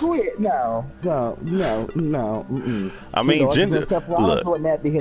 Look, because Seth has talent, and Jinder be slapping his hand. You're so disrespectful. I'm just saying. Look, I cannot accept when your build-up move when you approach a sweet chin music type of moment, but you stand on the middle rope and you slap your hand like you shuffling cards. I can't rock with you. We have a lot that needs to be. So you telling me that when Jinder Mahal steps on that middle rope and he be slapping his hand and then he does that flying chop, you feel like that's a legitimate move? Because that move, decent. You're full of shit. Because that move is on the same lines as Alexa Bliss's DDT. The exact same shit. I was not even going to talk about her. See, I left her alone. We're not even going to get on this. AJ Styles is a beast Titan. For sure. We're not going to get on white trash right now. We're going to leave her alone in her corner. Okay, first of all, she's not white trash. If I had to call any wrestler white trash, it would be Nikki Cross. Because that's her character. Yes. Alexa is like, she's a spoiled brat. That's what Alexa Bliss is. She's that little spoiled brat. She's fucking your niece. Alexa Bliss is Zuri. She's Godzilla. She is that little annoying ass temper tantrum having ass superstar who somehow gets her way. She does. She gets her. She's the champion, so she's getting her way. She just has. See, okay. See, now I've just been biting my damn tongue this whole damn show every time you take little pot shots at Alexa. And I don't say nothing. I try to be the bigger man because I'm bigger literally. But you got me out here wanting to start some shit tonight. What are you talking about? I cannot with you, B. Like, you got me. I need to go make a mixed drink before I say something mean. It's no secret. Alright, for sure, Fanatic. I said you're here. Enjoy that Fortnite. Later, Fanatic. Yeah, definitely. It's no secret. You all know I don't like the kind. But, it is what it is. And I'm going to change. For sure. Appreciate that. And, I have to agree with it with these two gentlemen on mic, but I'm thinking about doing a petty review every Saturday from here on out. So check for us. Nah. Oh, you yes, tried it, Fanatic. You tried it. You tried it. He tried. He said later, Miz fans laugh out loud. Definitely not. That's a good joke though. That was a good one. That was a good way to lead the chat though. That was I will catch you next time, Fanatic. We won't forget you. I said you're here. Yeah. Definitely, he was entertaining. Very entertaining. He was gave damn us here. Something to talk I'm about pretty for sure. A change. We literally gone over about an hour, and I'm pretty sure it's because of him. Yeah, we're almost on 3 minutes actually. 3 hours. We know what your drunk ass. But I'm yeah. not drunk. How dare you? Okay, I swear to drunk, I'm not God. Right, I said the person that's sitting there facing a bottle of 1800. But But I'm not drinking it. I'm on Facebook. Thank you very much. Uh-huh. But anyway, we'll see. Nonetheless. So, good people of YouTube, if my co-hosts don't have anything to add to this extended version of the Petty Review, but... Fuck you, motherfucker. I just caught that. That shit is on the man delay. I just caught that. Fuck you. I just caught that. Fuck you, okay? Fucking you, okay? Now I'm gonna have a drink fucking 1800 smart ass. Well, like I was saying, nonetheless, unless my co-hosts have anything else to mention over this past week of WWE action, other than shout out to Pete Dunne and Tyler Bates, probably have fought their last match. Oh my god, I'm so tired of them. Match 247 in the past month. They are done. So Pete Dunne, the Bruiserweight, has officially won the UK title. Hopefully he'll get, when Enzo loses his belt and gets dropped back down to NXT, they will battle it out for the UK title, and then we'll go from there. Until then, I'm pretty sure that has Ember Moon's pretty much setting it on fire. Alistair is set to win the NXT title. Shout out to the Viking, even though he just lost his tag titles, he's still in the Fatal 4-Way match for the heavyweight title. Nikki Cross, you're a fucking lunatic. I love you. And I think that's all from NXT. Champion, lies. The champion, lies. You suck. Your manager is the best thing about you. What else was there? Shout out to motherfucking Velveteen Dream. Hey, bro, keep doing your thing. Get well soon. I'll say get well soon, Velveteen. I can't wait to see this DDT again. That shit was vicious. That was a hell of a DDT. I'll give you that. That was one hell of a motherfucking DDT, bruh. Just work on them, telegraphing them punches, so we can get you on the main roster, because we need a new Goldust-ish. But anybody else got any last minute agendas? No, not really. Well, apparently we're doing a live show next week, so I'm just trying to figure out what the hell we're going to talk about. I guess we'll find out when we get to Indiana then next week then. Okay, so there we go. Look, so next week we have, Lord Jesus, okay, Christmas is Monday. Merry Christmas, Feliz Navidad, Happy Hanukkah, hold on though. I said, you hear me? Hold on. For your holiday festivities from the Jose Inc. team to you. I said Dondo. But once this holiday and goods festive and good tidings is over, the Petty Review will be back next week, live, all three motherfuckers on camera. Fourth. We're gonna have a fourth. We're gonna have P. It's gonna be four. We gonna have P, but he's just gonna be in the background drunk looking goofy. So we still only have three talkers.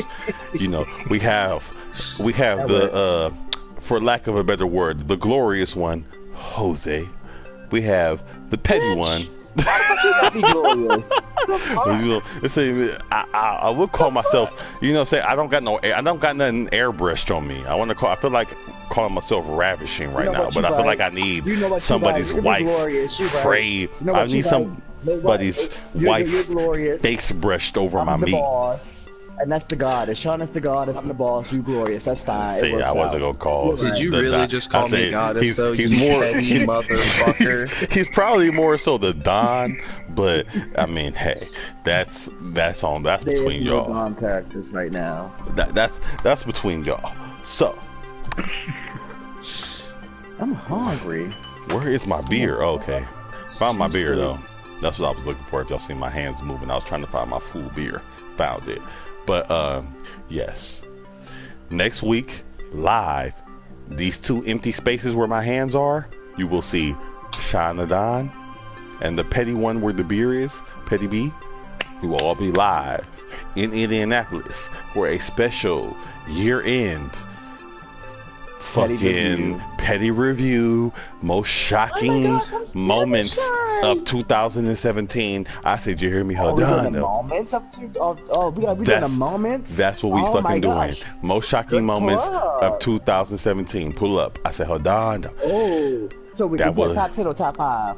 We will let y'all. We will decide that between us 3, and then y'all. And if we have comments, we'll put them in the chat. So we can put right. Yeah. Any comments, any questions, or any topics you have from the show in the comments of this or any other episode, so that way we'll know what y'all want to hear. Because, like I said, they don't know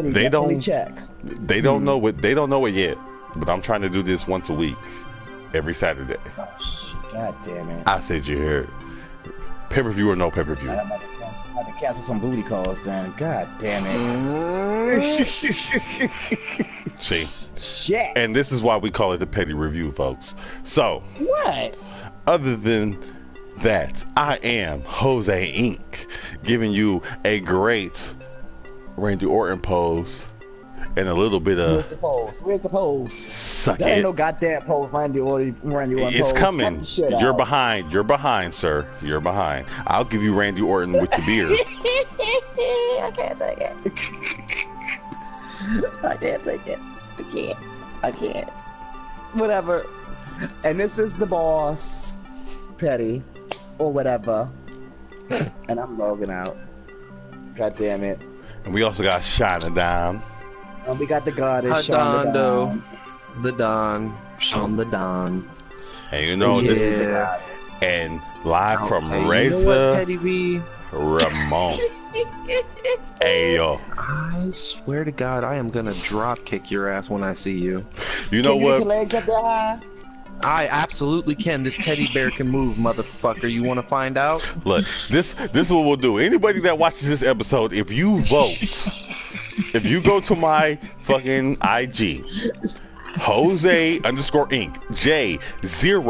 J0SE_INC, and you leave me a DM. All you have to do is DM me with what's that acronym? IRL, in real life. If I get 15 DMs that says IRL, you will get a fucking in real life match between Shina Don and Petty B. They don't have to fucking agree, because I am fucking the McMahons and I make the rules. So if you get 15 DMs in my Twitter, 15 DMs between now and next week in my Twitter, fucking in real life match between Shina Don and Petty B in the backyard of Indianapolis Live Arena or King Lear. The Hell in the Yard match. Hell in the Yard between Shina Don and the Petty One. If you want to see that, DM me, Jose _Inc. J0SE_INC. You underscore me if you want to see some real action. I said you heard. Maybe I'll even get in there and hit a moonsault or something. But I will bring you the match live. I said you heard. All I need is 15. You know what? I'll make it 11. 11 DMs. 11 DMs. 11 DMs on my Twitter, and you will get a in real life match. I said you heard. I am too dainty for that, okay? He's a cruiserweight. You ever heard of the gentleman Jack Gyllenhaal? Go ahead and look him up. It's the same thing as Petty B. I will see you guys. Hey, you want to see Sean? This nigga got some where we at? Next Saturday. I will see y'all next Saturday on our live broadcast with the full staff with me. Oh my gosh. And we will catch y'all then. Do not forget. 11. I ain't got enough liquor for this shit. 11 DMs. 11 DMs if you want to see an in real life. Shut the fuck up, Sean. Match. Shit. Shina Don versus Petty fucking B, man. I said you fucking heard. And it'll be an ECW hardcore. No disqualifications. Alphas throw tables match. The first person to throw a table with no fucking movement of the tablecloth will win the match. We gotta go over PJ house to do that. We can't do that over Vicky house. Yeah, PJ got plenty of backyard beer pong table.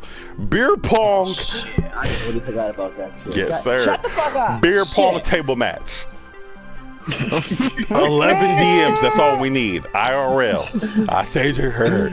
Until the next time, this is your boy Jose, speaking for the homie Petty B, Sean the Don. We will catch y'all next Saturday on The Petty Review. Don't forget, DM me if y'all want to see some live action. I said you hear me up, Dino. And we are out.